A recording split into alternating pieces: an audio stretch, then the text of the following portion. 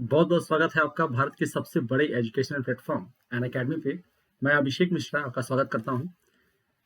Never never never give up बच्चों। आप अपने गोल को लेकर के आगे बढ़ रहे हैं, गोल की तरफ आगे बढ़ रहे हैं, अपने ड्रीम्स को लेकर आगे बढ़ रहे हैं। तो तमाम तरह की परेशानियां आने पर आपको उससे डरना नहीं है और आपको हमेशा आगे बढ़ते रहना है और अपने गोल को अचीव करना है। तो ये ध्यान रहे कि गिव अप नहीं करना है, ये बहुत इंपॉर्टेंट बात है। आपके चारों तरफ ऐसे ऐसे निगेटिविटी होंगी, ऐसे ऐसे निगेटिव चीजें होंगी जो आपको हमेशा हमेशा डाउन करने की कोशिश करेंगी, लेकिन डाउन नहीं होना है, उनसे होकर के गुजरते जाना है और डरना नहीं है। चाहे वो आपका फियर हो, गिल्ट हो, आपके रिलेटिव्स हो, आपके पेसिमिस्ट फ्रेंड्स हों, तो या सोसाइटी हो, बहुत सारी ऐसी समस्याएं आएंगी जिनसे आपको निजात पाना है। मतलब सिर्फ आपको छुटकारा पाना है, और छुटकारा कैसे पाएंगे उस पर ध्यान न दे करके और आगे बढ़ते चले जाएंगे बच्चों। कंसिस्टेंट रहना बहुत इंपॉर्टेंट है। आप पढ़ाई कर रहे हैं तो कंसिस्टेंसी के साथ पढ़ाई कीजिए और क्लास में कंसिस्टेंट रहिए। तो वेरी कंसिस्टेंट रहिए और हमेशा अपना जो भी क्लास करते हैं उसमें अपना अटेंडेंस जरूर लगाइए। टीचर के पास आपका नाम जरूर होना चाहिए कि टीचर आपको नाम से पहचान रहा हो और आपका अटेंडेंस लगे। तो जब भी कोई रिकॉर्डेड क्लास भी देखते हैं अगर आप, तो भी वहां पर कमेंट बॉक्स में अपना अटेंडेंस लगाइए।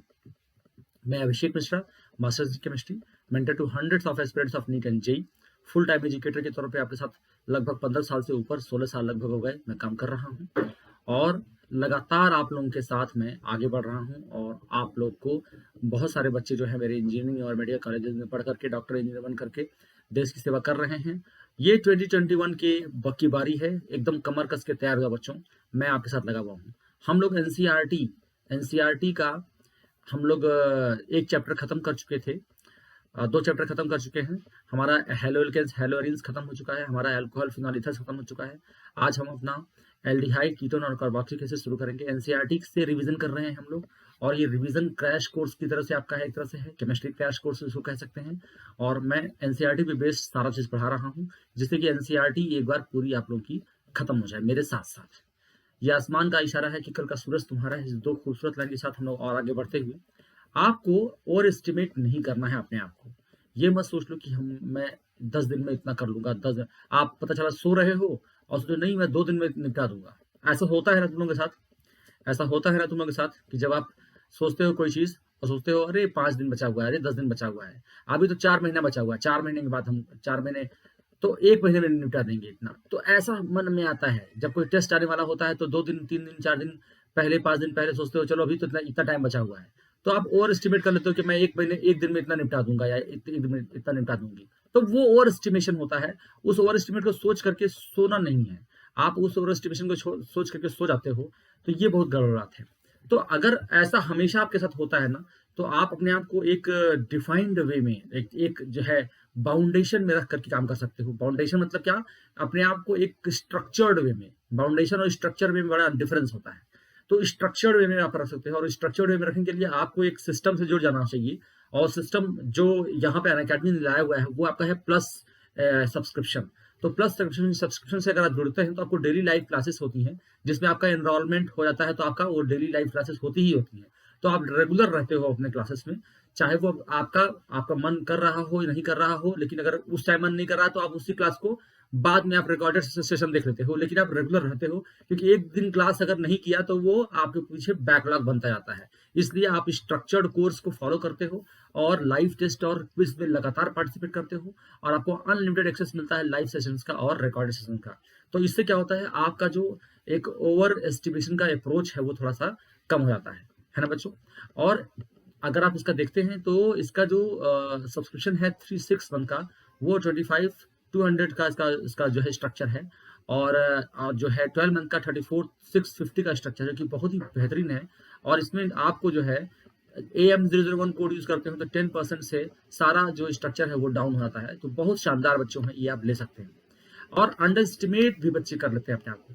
तो अंडर एस्टिमेट करके भी निराश होते हैं। निराशा दोनों साइड से हो सकती है। एक तो आप ओवर एस्टिमेट करके सो रहे हैं, फिर काम नहीं बन पा रहा है तो निराश हो रहे हैं। एक है आप अंडर एस्टिमेट करके ही आप निराश हैं कि मेरे मुझसे हो भी नहीं पाएगा, अभी समय बहुत है, लेकिन फिर भी आप निराश होते हो। तो इसके लिए आपको लगातार एक मेंटर की नीड होती है जो कि आपको लगातार आपके साथ जुड़े रहे और आपको आपका सही असेसमेंट करें कि आप सही रास्ते पे हैं कि नहीं है। तो उसके लिए बच्चों अनअकैडमी की तरफ से आपके पास आइकॉनिक सब्सक्रिप्शन है। उसमें आपको जब इसको आप लेते हैं तो आपको एक पर्सनल कोच मिल जाता है, और ये पर्सनल कोच जो है ये एक एक्सपर्ट होते हैं, टॉप एग्जाम के आपके एक्सपर्ट्स होते हैं, और अपने आपके पर्सनल कोच की तरह आपके साथ अलाइन करते हैं, आपकी प्रिपरेशन स्ट्रेटजी को फॉलो आपको बताते हैं, बनाते हैं हर समय। आपको लगता है कि आपके साथ एक कोच आपके पास है, और आपकी स्टडी को प्लान करते हैं। Preparation ace your preparation with customised study plan, मतलब आपकी स्टडी को पूरा प्लान करके कस्टमाइज करते हैं। आप कैसे पढ़ना चाहते हैं, कब आप उठना चाहते हैं, कब आप सोना चाहते हैं, उस हिसाब से प्लान करते हैं, और उसी हिसाब से आपको कहते हैं कि आपका प्रोग्रेस को हाईलाइट करते हैं, और आपको बताते हैं कि आप ऐसे प्रोग्रेस कर रहे हैं। और टेस्ट एनालिसिस, आपकी जो टेस्ट होती है उसकी इन डेप्थ एनालिसिस करते हैं, और अपने पर्सनलाइज्ड फीडबैक देते हैं तो आपकी इंप्रूव करने के लिए, आपकी टाइम मैनेजमेंट को और आपकी एग्जाम अप्रोच को। तो ये बहुत शानदार बात होती है। तो इस तरह से आप लगातार अपने कोच के साथ अटैच हो सकते हैं, और आपको सारे बेनिफिट्स तो मिलते ही मिलते हैं, प्लस वाले सारे। ठीक है बच्चों, तो आइकॉनिक सब्सक्रिप्शन एक बहुत शानदार सब्सक्रिप्शन है, जिसमें आप कोड लगा लीजिएगा AM001, तो आपका जो स्ट्रक्चर है 6 मंथ का, वो 34,200 के से घट करके आपका ये 10% से कम हो जाएगा, और 12 मंथ का जो है 58,500, वो भी उससे भी कम हो जाएगा, डाउन हो जाएगा 10% से। तो ये बहुत ही बेहतरीन है, इसको आप ले सकते हैं, और इससे आपका लगभग मुझे लगता है कि 20 से 30% तक इफिशियंसी बढ़ती है, इंक्रीज करती है। और इसके बाद आप अपना सेल्फ असेसमेंट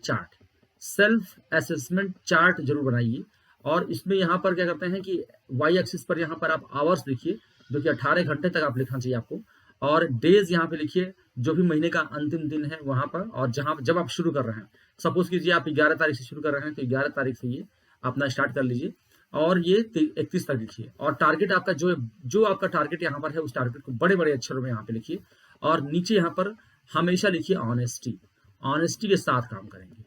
ऑनेस्टी जरूरी है, और यहाँ पे अपना महीना जो भी जनवरी का महीना है, तो जनवरी का, फरवरी का है, तो जो भी आप जिस महीने में आप शुरू कर रहे हैं उसको जरूर लिखिए। और जैसे आप पढ़ते हैं, सपोज कीजिए आप यहाँ पे आप जो है यहाँ से शुरू कर रहे हैं, और आप यहाँ पे क्लास में हैं तो क्लास के लिए C लिखिए, और सेल्फ स्टडी कर रहे हैं तो S लिखिए, क्लास कर रहे हैं तो C लिखिए, सेल्फ स्टडी कर रहे हैं तो S लिखिए। और सपोज कीजिए आप 14 घंटे का एवरेज अगर बनाते हैं, तो 14 घंटे का एवरेज आपको हमेशा पार करना पड़ेगा, और इसको पार करके आप चलते हैं।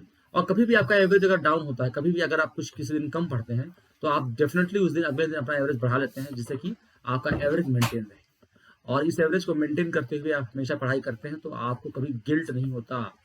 और सपोज करो कहीं जाना है, हफ्ते में एक दिन जरूर आप बाहर निकलिए 4-5 घंटे के लिए, ये मैं कहूंगा 4-5 घंटे के लिए आप जरूर बाहर निकलिए, आउटिंग कीजिए, चाहे वो कुछ भी करना हो, आउटिंग कीजिए, ये आपको बहुत फ्रेश करेगा। एक दिन फिक्स कर लो, संडे का या जो भी दिन, तो पेरेंट्स के साथ हो या फिर फैमिली के साथ कहीं ना कहीं निकलो, बाहर जाओ, आउटिंग करो, पेरेंट्स के साथ ही जाओ, और मूवी अगर देख सकते हो तो देखो। तो इसके लिए क्या करना है, पहले से ही हमें गिल्ट ना हो कि हमने इतना अपना टाइम खराब किया। इसके लिए क्या करना है बच्चों, एवरेज मेंटेन करना है। अगर एवरेज मेंटेन किए रहोगे, सपोज करो कहीं जाना ही पड़ता है, फला तारीख, मान लो कहीं तुमको 20 तारीख को कहीं जाना है, 20 तारीख को जाना है, और बहुत जरूरी है, जाना ही जाना है। अब उसको लेकर के परेशान होते हैं बच्चे, हम जाएंगे, मेरा टाइम खराब होगा, ये होगा, वो होगा, बहुत तरह की बात करते हैं। आप चाहें, अगर वो जाना जरूरी ही है, आपका जाना कहीं से अवॉइड नहीं हो सकता है, तो आप क्या कर सकते हो, आप क्या कर सकते हैं कि पहले से ही हम अपना एवरेज मेंटेन कर लें। अपने 14 घंटे का एवरेज है, तो हम 2-2 घंटा बढ़ा के पढ़ लें, हो गया काम आपका। तो इस तरह से आप गिल्ट में नहीं आओगे कि हम गए थे, मैं वहां पे गया था और इतना टाइम खराब हुआ, अब मेरा बहुत नुकसान हो रहा है। अगले दिन भी सोचते हो, तो गिल्ट में रहते हो कई दिन, तो ये बहुत ही खराब बात होता है, और बहुत टाइम खराब करता है।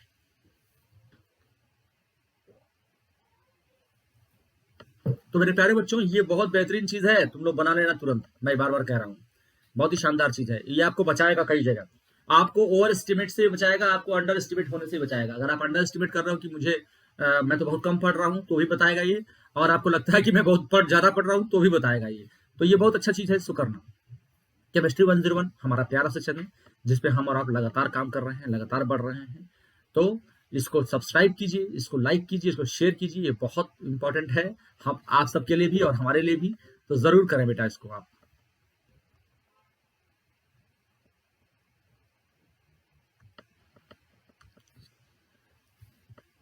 AM001 कोड इस्तेमाल कीजिए। अनअकैडमी का ताला कहीं भी खोलना हो तो आप इसको इस्तेमाल कीजिए, AM001 कोड को, और कहीं पर भी टेस्ट के लिए हो, चाहे फ्री क्लास के लिए हो, चाहे कहीं पर भी हो, किसी भी टीचर का भी फ्री क्लास हो ना, अगर आपको वहां पे ताला दिखाई देता है तो आप AM001 का कोड इस्तेमाल कर सकते हैं। चूज टू बी हेल्दी, आपका पहला जो क्वालिफाइंग सब्जेक्ट क्या होगा बच्चों? हेल्थ होगा। हेल्थ होगा। मैं बार बार इसको याद दिलाता रहूंगा आप लोगों को, हेल्थ जो है वो क्वालिफाइंग सब्जेक्ट है, वो आपका क्वालिफाइंग सब्जेक्ट है, इसको ध्यान रखिएगा। Health is qualifying subject. पहले हेल्थ आता, कोई पूछता है कितने सब्जेक्ट पढ़ते हो, आपका एग्जाम में कितने सब्जेक्ट आ रहे हैं, बोलेगा बोलना कि हेल्थ फिर पीसीबी, HPCB, HPCM, ये आपके सब्जेक्ट का नाम इस तरह से होगा। आप ऐसे बोलेंगे, हेल्थ को टॉप प्रायोरिटी रखेंगे, बोलेंगे health is the qualifying subject. Combo subscription आया है जो नीट यूजी के लिए और 11th-12th के दोनों को मिला करके है।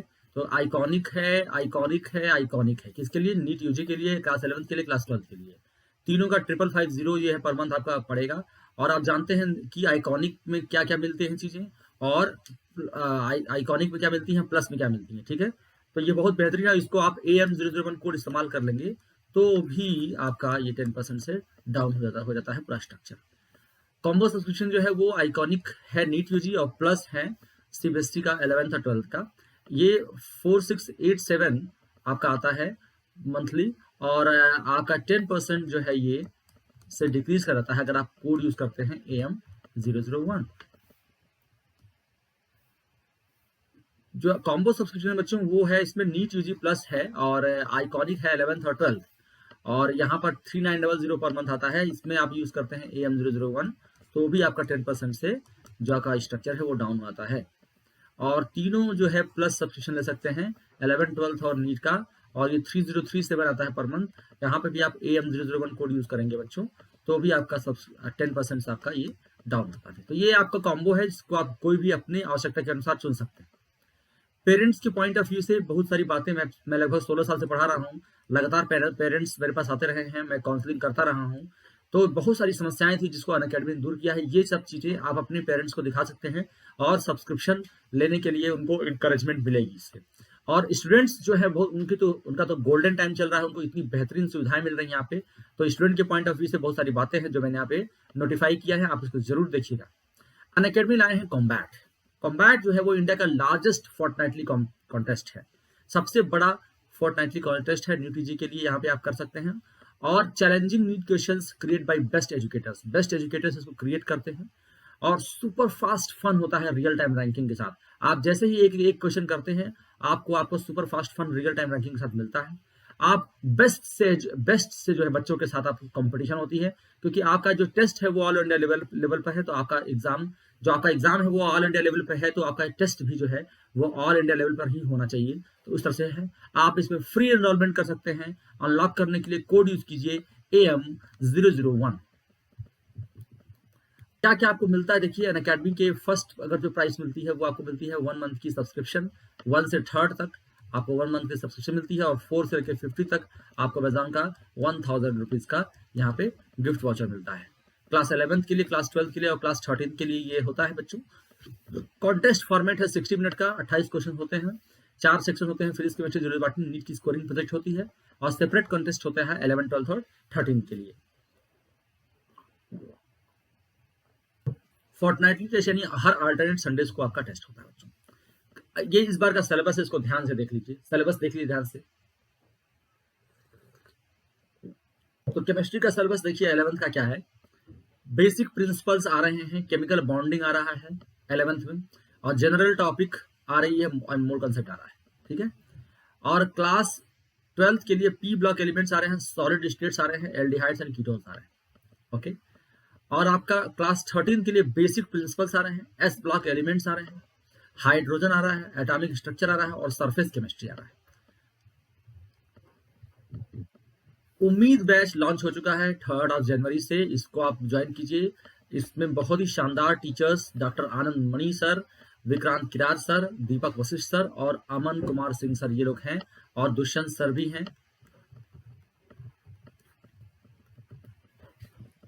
Super rankers batch for NEET 2021 आपका स्टार्ट हो चुका है 28 जनवरी से। ये बहुत ही बेहतरीन टीचर्स ऋतु रतवाल मैम और आशीष दीवान सर, पंकज तलवार सर, प्रदीप चितौड़ा सर और रोहित कुमार सर द्वारा कंडक्ट किया जा रहा है। जरूर पार्टिसिपेट कीजिए। अभ्यास बैच 23 दिसंबर से शुरू हो चुका है, ये नीट रिवीजन का है। इसमें अनमोल शर्मा सर, गौरव वर्मा सर, पंकज तलवार सर और शशि प्रकाश सिंह सर ये लोग कंडक्ट कर रहे हैं। अल्कोहल फिनॉल्स ईथर्स हमारा टॉपिक नहीं, हमारा एल्डिहाइड कीटोन और कार्बोक्सिलिक एसिड। एल्डिहाइड आज है हमारा aldehyde, ketone and carboxylic acid. Alcohol phenol ether वाला जो स्लाइड थी ना, वो पुरानी स्लाइड थी, उसको मैंने हटा दिया। तो कार्बोक्सिलिक एसिड ये हमारा आज का टॉपिक है बच्चों, एल्डिहाइड, कीटोन, कार्बोक्सिलिक एसिड। ठीक है, तो मैं एल्डिहाइड, कीटोन, कार्बोक्सिलिक एसिड के लिए आपके लिए एनसीईआरटी का मैं ओपन कर रहा हूँ टॉपिक। ये आपका एनसीईआरटी का बुक है। बच्चों का शिकायत था कि सर थोड़ा सा बड़ा, थोड़ा सा इनलार्ज रखिए, तो मैंने इनलार्ज कर दिया है। तो देखिए, एल्डिहाइड, कीटोन, कार्बोक्सिलिक एसिड में in the previous unit you have studied organic compound with the functional group containing carbon oxygen single bond. जैसे हमने पिछले चैप्टर में जो अल्कोहल फिनॉल था, उसमें हम कार्बन ऑक्सीजन सिंगल बॉन्ड की स्टडी किए थे। अब जो है एल्डिहाइड में, in aldehyde the carbonyl group is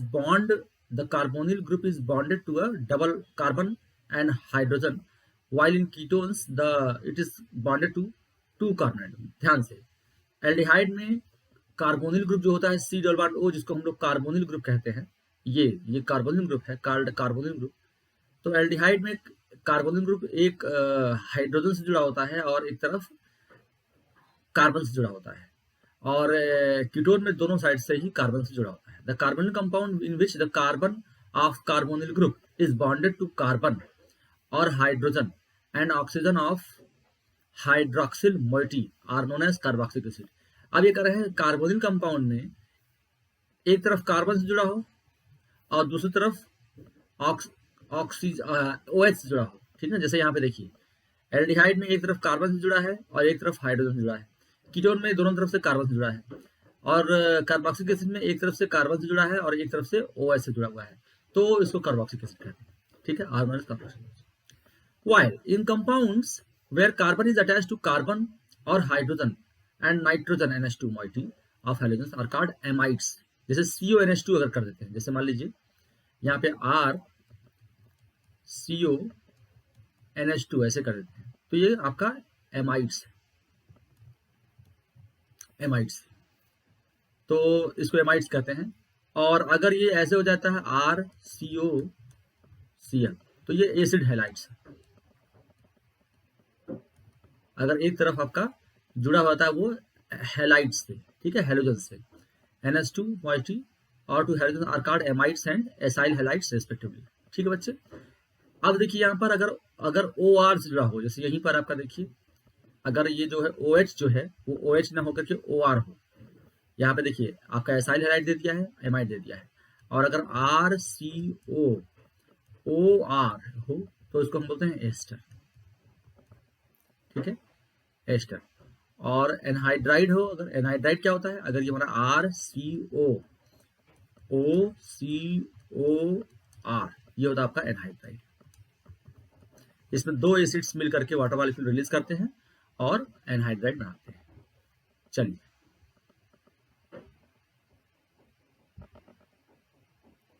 ये देखिए आपका एस्टर आ गया, दिस इज आपका, ये आपका एस्टर है, ये आपका एनहाइड्राइड है। Aldehyde ketones and carboxylic acid are widespread in plants and animal kingdom. They play an important role in biochemical process of life. तो बायोकेमिकल प्रोसेस ऑफ लाइफ में ये बहुत इंपॉर्टेंट रोल प्ले करते हैं बच्चों। They add fragrance and flavour to the nature. तो खुशबू और स्वाद दोनों ही ये देते हैं, ऐड करते हैं। फॉर एग्जाम्पल वेनिलिन, वनीला हम लोग खाते हैं, वनीला आइसक्रीम खाता है ना, vanillin from vanilla beans, salicylaldehyde from meadow seeds and cinnamaldehyde from cinnamon have very pleasant fragrances. ठीक ना, तो आप ये जानते हैं कि सिनेमल्डिहाइड जो है सिनेमन, और ये आपका मीडो स्वीट्स सैलिसिल्डिहाइड, तो ये सब याद रखिएगा कि इसको अलग से पूछ सकता है कि सैलिसिल्डिहाइड को हम कैसे और समझ सकते हैं। तो सैलिसिल्डिहाइड को हम कैसे समझ सकते हैं, तो salicylaldehyde meadow sweets from meadow sweets, ठीक है, और वेनिलिन जो है वो इसका नाम तो देखिए, नाम वेनिला बीन से आप समझ सकते हैं वेनिलिन। सैलिसिलिहाइड थोड़ा सा आपको ध्यान रखना पड़ेगा कि meadow sweets from meadow sweets, और cinnamaldehyde from cinnamon have very present इसमें। अब देखिए इसमें जो है इनका बहुत टफ स्ट्रक्चर नहीं है, अब एग्जाम में ये पूछ सकता है। तो एक्चुअली सैलिसिलिहाइड क्या है, एल्डिहाइड के ऑर्थो पोजीशन पर OH लगा। अभी हमने ये पिछले चैप्टर में पढ़ा था जब हम लोग ने, आप बताइए जरा, कोई मुझे बताए सैलिसिलिहाइड पिछले चैप्टर में अल्कोहल फिनॉल ईथर में आपने कहां पढ़ा था? रिएक्शन का नाम बता दो बस मुझे, कोई रिएक्शन का नाम बता दो, किस रिएक्शन में ये पढ़ा था? मैं हिंट देता हूं, नेम रिएक्शन है जिसमें हम लोगों ने सैलिसिलिहाइड पढ़ा था। बता दो मुझे, जल्दी बताओ, जल्दी लिखो कमेंट में, कमेंट में जल्दी लिखो।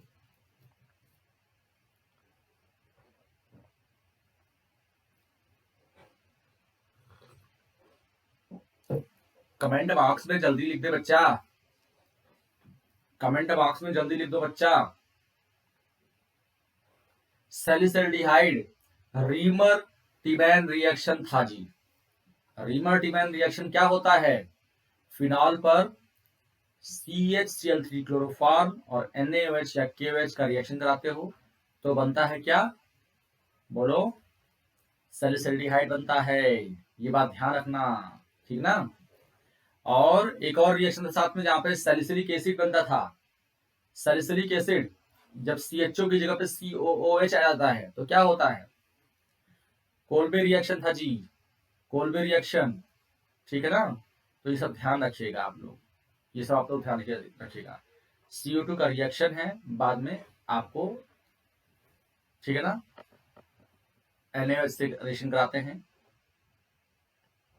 ठीक है? और आपका सैलिसिलिक एसिड यानी आपका CHO की जगह पर, यहाँ पे CHO है उसकी जगह पर COH आता है, तो कोल्बे रिएक्शन। तो सैलिसिलिक एसिड में फिर हम लोग एसिटाइलेशन करते हैं तो आपका एसिटिल सैलिसिलिक एसिड बनता है जिसको बोलते हैं हम लोग एस्पिरिन। तो पिछले क्लास में पढ़े थे हम लोग ये, ठीक है ना? किसमें? हम लोग का एल्कोहल, पिछले चैप्टर में एल्कोहल फिनॉल ईथर में पढ़े थे, ये ध्यान रखना। सिनेमल्डिहाइड क्या होता है, इसका IUPAC नेम। अब देखो इसका IUPAC नेम समझ लो क्या होगा, तो एग्जाम में पूछ सकता है आप लोगों को। अब देखिए इसका नाम होगा 1 2 3, इसका नाम होगा 3 फेनिल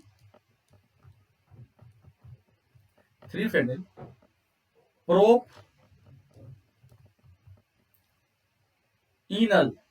अब देखो प्रोप 2 इनल या 1 इनल नहीं लगा सकते, इसलिए नहीं लगा सकते, आप देख सकते हैं कि CHO जब यहाँ पे रहेगा, CHO यहाँ पे रहेगा बच्चों, तो CHO यहाँ पे रहेगा, मैं इसको हटा रहा हूँ, और यहाँ पे CH रहेगा। यहाँ पे देखो डबल बॉन्ड यहाँ पे तो लगना पॉसिबल है ही नहीं, सिर्फ यहीं पर लग सकता है, ठीक है? सिर्फ यहीं पर लग सकता है, और यहाँ पे फेनिल है, इधर भी, यहाँ पे भी नहीं लग सकता, तो इसीलिए 3 फिनाइल प्रोपिनल ही इसका नाम होगा IUPAC। ओके, अच्छा देखिए यहाँ पर देखिए वेनिलिन, वेनिलिन में OH है, OCH3 है और CHO है, एल्डिहाइड है, ईथर है। यहाँ पे आप यहाँ से नंबरिंग करेंगे 1 2 3 4, ठीक है? यहाँ पर ये क्या है? मिथॉक्सी है, ये हाइड्रोक्सी है, तो M बाद में आता है, H पहले आता है, ठीक है ना? तो यहाँ पे क्या लिखोगे, इसका नाम क्या हो जाएगा IUPAC में? 4 हाइड्रोक्सी 3 मिथॉक्सी बेंजल्डिहाइड।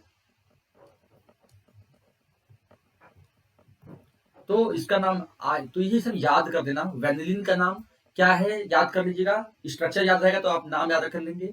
सैलिसिलिहाइड याद कर लेंगे, 2 hydroxy benzaldehyde.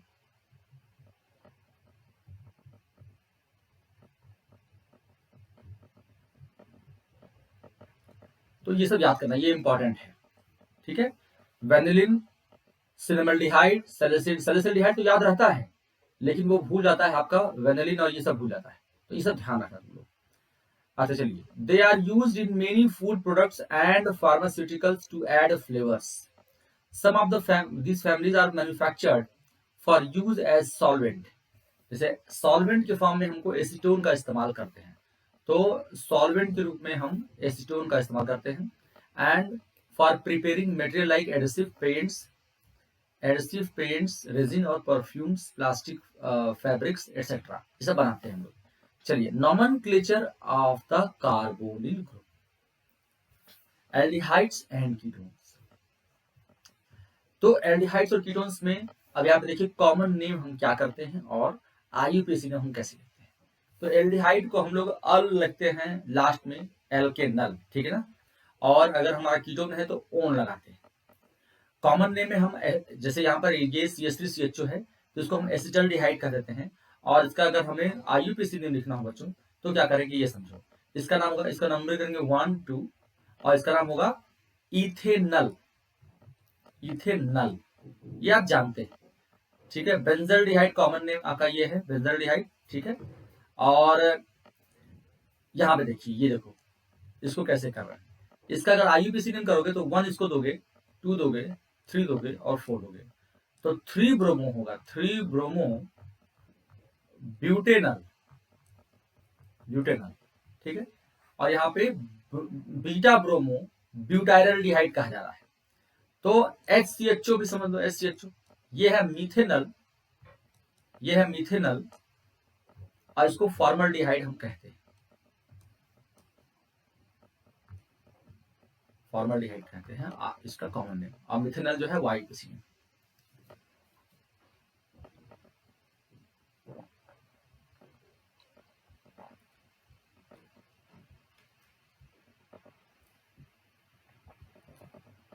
The common name of ketones are derived from the two name alkyl और aryl groups।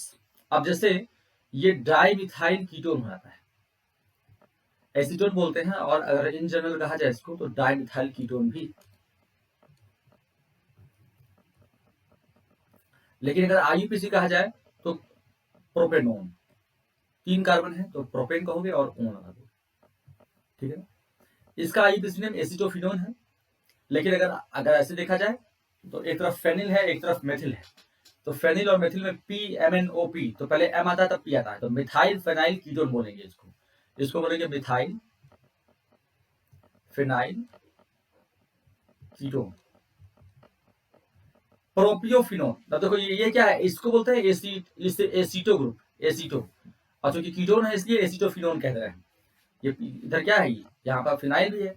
अब ये प्रोपियनल डिहाइड था ना, प्रोपियो, इसलिए इसको प्रोपियो बोलते हैं, प्रोपियोफिनोन। यानी प्रोपेन और 3 कार्बन हो गया, इसको सीओ को लेकर के 3 कार्बन, तो प्रोपियो टाइप प्रोपियो हो गया, और एक फेनिल है तो फिनोन। यहाँ पे बेंजोफिनोन, ये बेंजो हो गया और ये फिनोन हो गया। इस तरह से करते हैं इसको, ठीक है। आईयूपीएसी नेम के लिए हम लोग अल और ओन लगाते हैं रेस्पेक्टिवली, इसको ध्यान देना है। और जो भी हम बाकी चीज हम जानते हैं कि जितने ग्रुप्स लगे होंगे उनको अल्फाबेटिकल ऑर्डर में रखना है हमको नंबर के साथ। तो थोड़ा देखते हैं, जैसे एसिटल्डिहाइड को इथेनॉल में पहले बता चुका हूं। यहाँ पे 4 ब्रोमो 3 मिथाइल हेप्टेनॉल, देखिए नंबरिंग यहाँ से होगी। और एक बात बहुत ध्यान रखनी है कि जो CHO होता है वो टर्मिनल पर ही होता है। CHO बच्चे ये टर्मिनल ग्रुप है, टर्मिनल फंक्शन, ये बात ध्यान रखिए, टर्मिनल, तो टर्मिनल पर ही होता है ये, एट द टर्मिनल। तो इसलिए नंबरिंग वहीं से शुरू होती है, नंबरिंग जो है बच्चों वहीं शुरू होती है। नंबर 1, नंबर 1 पे ही होता है। ध्यान दें, अगर हमको सफिक्स अल करना है तब, अगर सफिक्स कार्बन डिहाइड करना है तब नहीं, सफिक्स कार्बन डिहाइड करना है तब नंबर 1 देने की जरूरत नहीं है, ठीक है बच्चों। ये बात ध्यान है, ये नंबर, ये अल के लिए करेक्ट है, लेकिन not for, but not for carbaldehyde, carbaldehyde के लिए नहीं। कार्बोल्डिहाइड के लिए 1 हो भी सकता है, मे बी 1 और एनी, कोई भी नंबरिंग मिल सकती है इसको। कार्बोल्डिहाइड करना हो तो कोई, जैसे मैं आपको एग्जांपल दे देता हूं। सपोज कीजिए कि ये हमारा एक एग्जांपल है, ये मैंने आपको दिया यहाँ पे, ऐसे देखिए। तो इसका नाम होगा 2 मिथाइल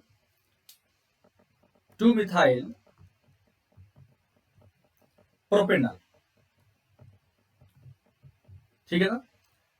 ये तब होगा बच्चों जब हम नंबरिंग इसको 1 2 3, यानी अल जब करना है, जब हमें अल करना है, ध्यान से समझिएगा, ध्यान से। अगर अल करना है तो हमको CHO का नंबर देना पड़ेगा। लेकिन अगर आप एग्जाम में ही अल में नहीं लिया है, कार्बोल्डिहाइड में दिया हुआ है, तो आप ध्यान रखिए कैसे करना होगा। तब आपको चेन, लंबी चेन की तरफ बढ़ना होगा और भी इस तरह से सबसे लंबी चेन देखना होगा। सीएचओ को आप समझ लीजिए एक तरह से ग्रुप मान लीजिए, पहले जैसे ओएच होता है वैसे ग्रुप मान। अब यहाँ पे सीएचओ को एक ओएच की तरह से मान के चलो। और लंबी चेन कौन सी है भाई, 1 2 3 ऐसे कर लोगे, जिधर से भी लंबी चेन लगे। और हमको ये देखना है कि सीएचओ को कम से कम नंबर मिल जाए, ये बात ध्यान में पड़ेगी। सपोज करो ऐसे होता, अगर अगर ऐसे होता, ऐसे होता तो हम यहां से नंबरिंग करते, ना कि लेफ्ट साइड से नीचे से नंबरिंग कर देते, क्योंकि टू, इसको तब 2 मिल जाता है ना बच्चों। वैसे तो ये क्या है, वैसे तो ये है 2 मिथाइल ब्यूटेनल, 2 मिथाइल ब्यूटेनल है वैसे ये, है ना, अगर अल के फॉर्म में देखा जाए। लेकिन अल्डिहाइड करोगे तो ये क्या है, ब्यूटेन 2 कार्बल्डिहाइड, ब्यूटेन 2 कार्बल्डिहाइड। तो जैसे हम लोग अल्कोहल का करते थे वैसे ही ये इसको करोगे, कि जैसे हम ब्यूटेन 2 ऑल कहते हैं ना, ब्यूटेन 2 ऑल, तो ऐसे ब्यूटेन 2 कार्बल्डिहाइड हो जाएगा। और यहाँ पे क्या हो जाएगा, मिथे 2 मिथाइल प्रोपेनल ये है इसके लिए। और यहाँ पे क्या हो जाएगा बच्चों, इस जगह पर कार्बोहाइड्रेट देखा जाए तो propane, propane 2 carbohydrate, propane 2 carbohydrate. अब यहाँ पे 2 करना जरूरी है, यहाँ पे 2 कहना जरूरी है। क्यों जरूरी है, क्योंकि प्रोपेन 1 कार्बोहाइड्रेट भी पॉसिबल है। अगर प्रोपेन के फर्स्ट कार्बन पे सीएचओ लगा दो तो वो, तो अगर आईयूपीसी देखोगे तो, अगर अल वाला देखोगे तो ब्यूटेनल हो जाएगा। अगर आप अल वाला देखते हैं तो ब्यूटेनल। मैं आपको कुछ यहाँ प्रैक्टिस कर देता हूँ, कुछ यहाँ प्रैक्टिस कर देता हूँ। सपोज कीजिए आपको इन दोनों, आपको ये जो मैं नेम दे रहा हूं इसको आपको अल में right, IUPAC name, name in al and carbaldehyde hyde forms. ठीक है, पहला हो गया। दूसरा आपके लिए लिख रहा हूं, अल वाला ए होगा और ये बी होगा, तो आप लोग ऐसे ए एंड बी ऐसे करके लिखेंगे, ठीक है ना। दूसरा क्वेश्चन आपका, और मैं चाहूं तो हम एग्जाम में भी आपको जो है वो बॉन्ड लाइन डायग्राम दे सकता है, तो बॉन्ड लाइन से भी हम दिखा सकते हैं।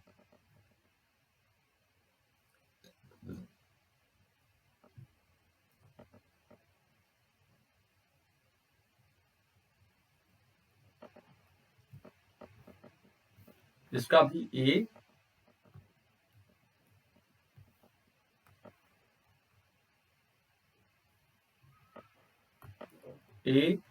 एंड बी,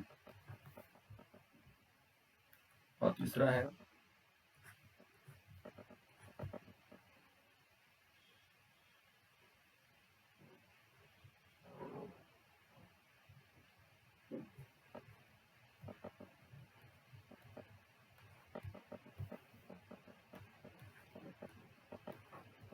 ये। आप लोग फटाफट मुझे लिख करके कमेंट में भेजिए, मैं 1 2 मिनट में फिर से हाजिर होता हूँ। आप लोग उसको कमेंट पे लिख के मुझे फटाफट भेजिए।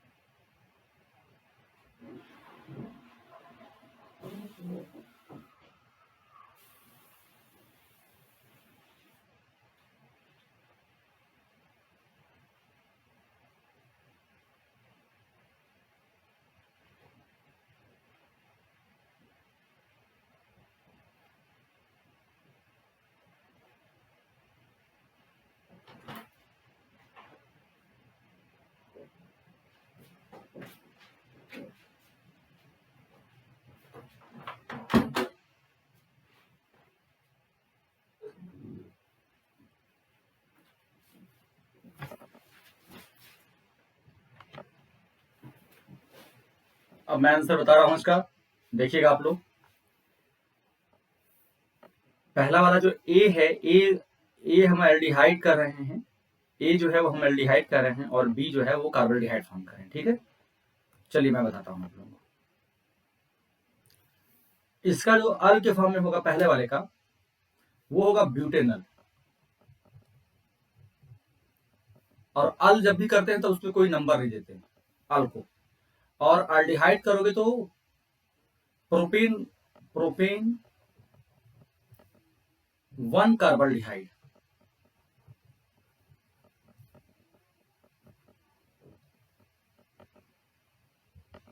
ठीक है, दूसरे वाले का देखिए आप। अगर इसको अल के फॉर्म में करते हैं तो 1 2 3 4, तो 2 इथाइल ब्यूटेनल। और अगर एल्डिहाइड करते हो तो देखो तब नंबरिंग 1 2 3 और 1 2 3 एक ही 3 पर आएगा, चाहे जिधर से भी करोगे 3 ही पर आएगा। ठीक ना, तो करोगे क्या, 1 1 2 3 4 5, तो ये होगा पेंटेन 3 कार्बोल्डिहाइड। और एक और मजे की बात बताऊं कि इसमें ई जो है जिंदा होता है, ई जिंदा हो जाता है, जबकि अल में वो नहीं होता है। आप देखिए यहाँ पर ई नहीं है, यहाँ पर ई रहता है पेंटेन का। ठीक है ना, एल्केन का ई यहाँ पर रहता है, ये बात भी ध्यान रखने वाली है। इसका देखिए थर्ड वाले का, अगर अल में करना चाहते हो तो 1 2 3 4, आपको इधर नीचे आना होगा। बच्चे बहुत सारी गलती कर दिए, उधर चले गए होंगे, तो ये बात ध्यान रखिएगा। 1 2 3 4 इधर आपको, क्योंकि डबल बॉन्ड भी क्या है, एक फंक्शनल ग्रुप है, भले ही ये लंबी होती चेन। मैं एक चेन और बढ़ा दूं यहाँ पे एक चेन और बढ़ा दूं, तब पर भी वही बात होगी। मैं बढ़ा ही दे रहा हूं, आप लोग अपने उसमें करेक्ट कर लीजिएगा। अगर इसको चेन बढ़ा भी देता हूँ बेटा, तब पर भी जो है इधर ही आपको नीचे ही आना पड़ेगा। और ये 2 पर क्या होगा, 2 पर होगा एन प्रोपाइल। जो बच्चे पहले किए थे उसको 2 पर इथाइल कहेंगे। ठीक ना, और यहाँ पे 2 पर क्या कहेंगे, एन प्रोपाइल कहेंगे। अभी मैंने थोड़ा सा चेंज किया है, एन प्रोपाइल, 2 एन प्रोपाइल। फिर क्या है बच्चों, ये ब्यूट, ब्यूट। अब नंबरिंग हमको एल्डिहाइड से ही करनी पड़ेगी, क्योंकि एल्डिहाइड जो है वो फंक्शनल ग्रुप में प्रायोरिटी में ऊपर आता है कि डबल बॉन्ड से, इसलिए हमको नंबर उसको 1 देना पड़ेगा। ब्यूट 3 इन अल। अब बात समझ में आई, बहुत शानदार क्वेश्चन मिल गया, बहुत ही शानदार क्वेश्चन मिल गया। अब अगर हमको कार्बोल्डिहाइड की फॉर्म में करना है तब देखो, तब और मजा आने वाला है। अगर कार्बोल्डिहाइड की फॉर्म में करना है तब हमें सीएचओ को एक तरह से अल्कोहल की काइंड का कुछ सोच के करना पड़ेगा। सपोज करो अगर ऐसा होता और अल्कोहल होता तो दिमाग में तुम्हारे कैसे चलता, तो ये चीज तब आपको ऐसे सोचना पड़ेगा, है ना। जब आपको उसको नंबरिंग नहीं करनी है तो आप उसको सोचिए कि वो just like alcohol kind of functional group. तो अगर यहाँ पर क्या होता, मैं काट करके OH लिख दे रहा हूँ, तो आप क्या सोचते, कैसे करते, तो नंबरिंग यहां से करते 1 2 3 पर अल्कोहल आता, 4 5 6 करते, ऐसे करते। और 3 पर ऑल कहते, तो यहाँ पे 3 पर कार्बोल्डिहाइड करना और कुछ नहीं, है ना।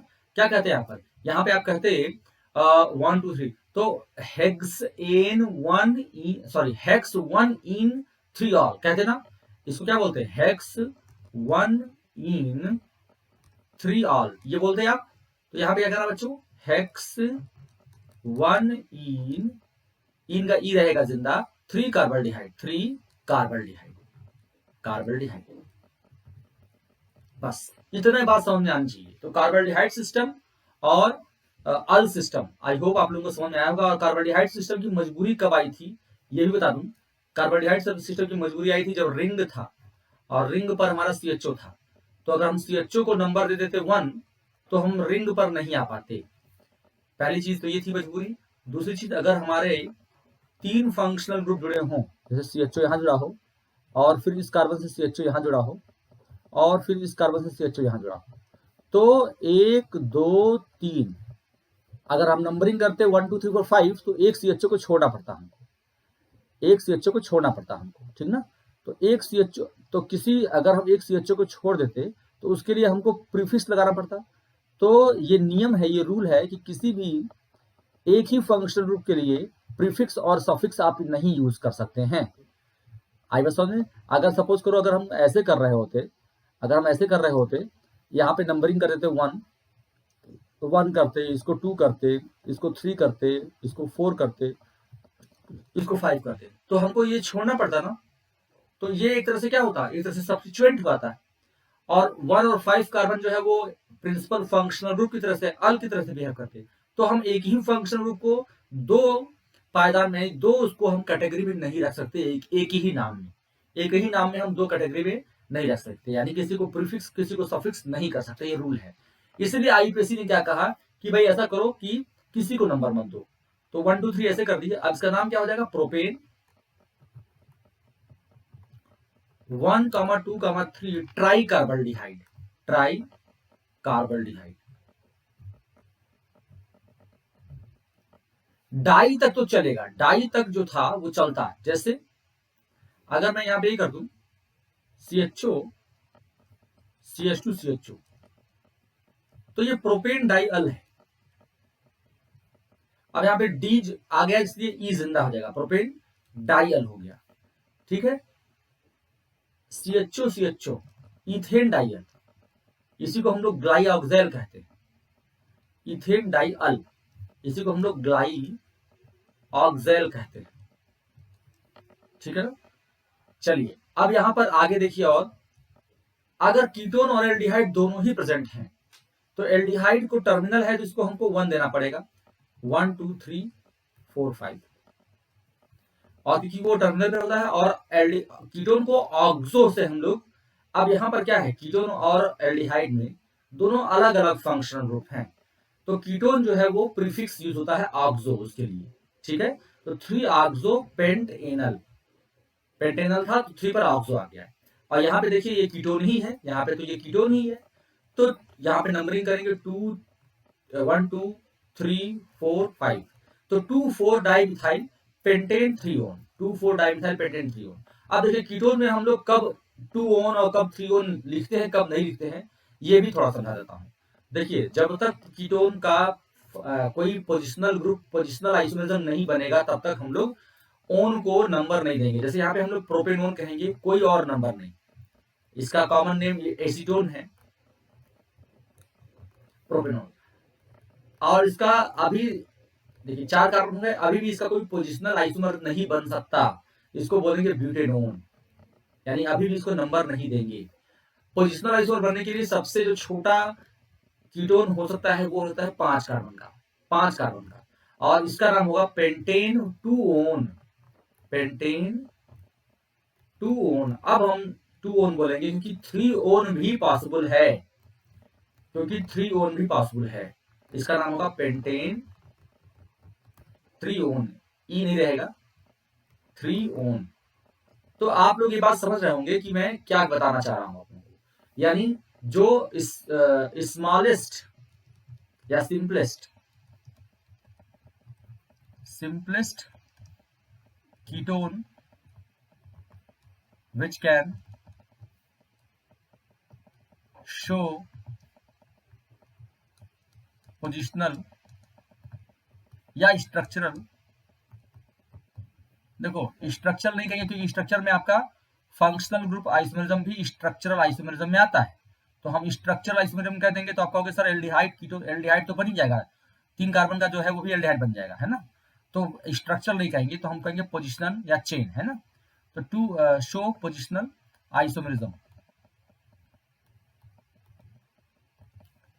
ठीक है, या चेन आइसोमेरिज्म भी कह सकते हो। तो क्या होगा बच्चों, होगा C5H10O। और एक और बात, एल्डिहाइड और कीटोन का, कुछ एल्डिहाइड्स एंड कीटोन दोनों का जो जनरल फॉर्मूला होता है वो होता है एल्कीनो, एल्कीनो, एल्कीनो मतलब CnH2nO, CnH2nO, ये उनका जनरल फॉर्मूला होता है, और दोनों क्या है, फंक्शनल ग्रुप आइसोमर्स है। अब देखिए यहाँ पे कुछ एल्डिहाइड्स के बारे में दिया हुआ है, उसको हम लोग सीखते हैं थोड़ा सा। यहाँ पे कुछ दिया हुआ था, पहले उसको समझ लेते हैं, तब फिर आगे बढ़ते हैं। यहाँ पे देखिए CHO दिया हुआ है, यहाँ पे NO2 दिया हुआ है, या तो 4 नाइट्रो कार्बल्डिहाइड कह दीजिए, सॉरी 4 नाइट्रो बेंजल्डिहाइड कह दीजिए, 4 नाइट्रो बेंजल्डिहाइड, या 4 नाइट्रो कार्बल्डिहाइड कह दीजिए, 4 नाइट्रो बेंजीन कार्बल्डिहाइड, क्योंकि इसके रिस्पेक्ट में ही बात होगी, 1 2 3 4, तो 4 नाइट्रो बेंजीन कार्बल्डिहाइड, या 4-नाइट्रोबेंजल्डिहाइड। बेंजल्डिहाइड कह दोगे तो एल्डिहाइड, देखो CHO के साथ ही बेंजीन को हम बेंजल्डिहाइड कहते हैं, इसको बेंजल्डिहाइड बोलते हैं। जैसे फिनॉल बोलते थे OH के साथ, जैसे OH के साथ हम फिनॉल बोलते थे, तो हम CHO के साथ उसको बेंजल्डिहाइड कहते हैं। और बेंजल्डिहाइड अगर कह देंगे तो हमको जिस पोजीशन पर अगला लगा हुआ है उसको बता देना होगा, यानी 4-नाइट्रोबेंजल्डिहाइड। और अगर कार्बल्डिहाइड कहना है तो बेंजीन को एक मदर एक रिंग मानोगे, और उस पर जो जो जहां जहां लगा हुआ है उसको वहां वहां उसका नंबरिंग करते चले जाओगे। तो यहाँ पे क्या होगा, 4-नाइट्रो बेंजीन कार्बल्डिहाइड। ठीक है, कार्बल्डिहाइड क्या है हमारा, सफिक्स होगा। यहाँ पे देखिए ये आपको बता चुका हूं मैं, ठीक है, ये आपको बता चुका हूं, ऊपर तीनों को अलग अलग नंबर कर देंगे। अब देखिए कुछ स्पेशल नोमेनक्लेचर हैं, इसी में से कभी कभी एग्जाम में पूछ भी दिया जाता है बच्चों, ध्यान रखिएगा। ये हमारा एल्डिहाइड्स है, कॉमन नेम है और IUPAC नेम है।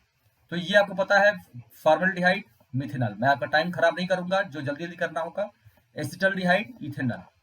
यहाँ पे देखिए आइसो ब्यूटाइलडिहाइड कह रहे हैं, आइसो ब्यूटाइलडिहाइड। देखिए 3 कार्बन का अगर यहाँ पर है CHO, इसको हम बोलते हैं प्रोपियोनल्डिहाइड, इसको हम बोलते हैं प्रोपियोनल्डिहाइड। ठीक है, अगर 4 कार्बन का होता है तो उसको ब्यूटाइलडिहाइड बोलते हैं। 4 कार्बन का CHO यहाँ पे होता है तो उसको ब्यूटाइलडिहाइड बोलते हैं, ब्यूटाइलडिहाइड। अब यही अगर आइसो टाइप का हो जाए, यानी ऐसा हो जाए, इस तरह का, देखिए यहाँ पे यही है CH3 होल्ड बाई CHO,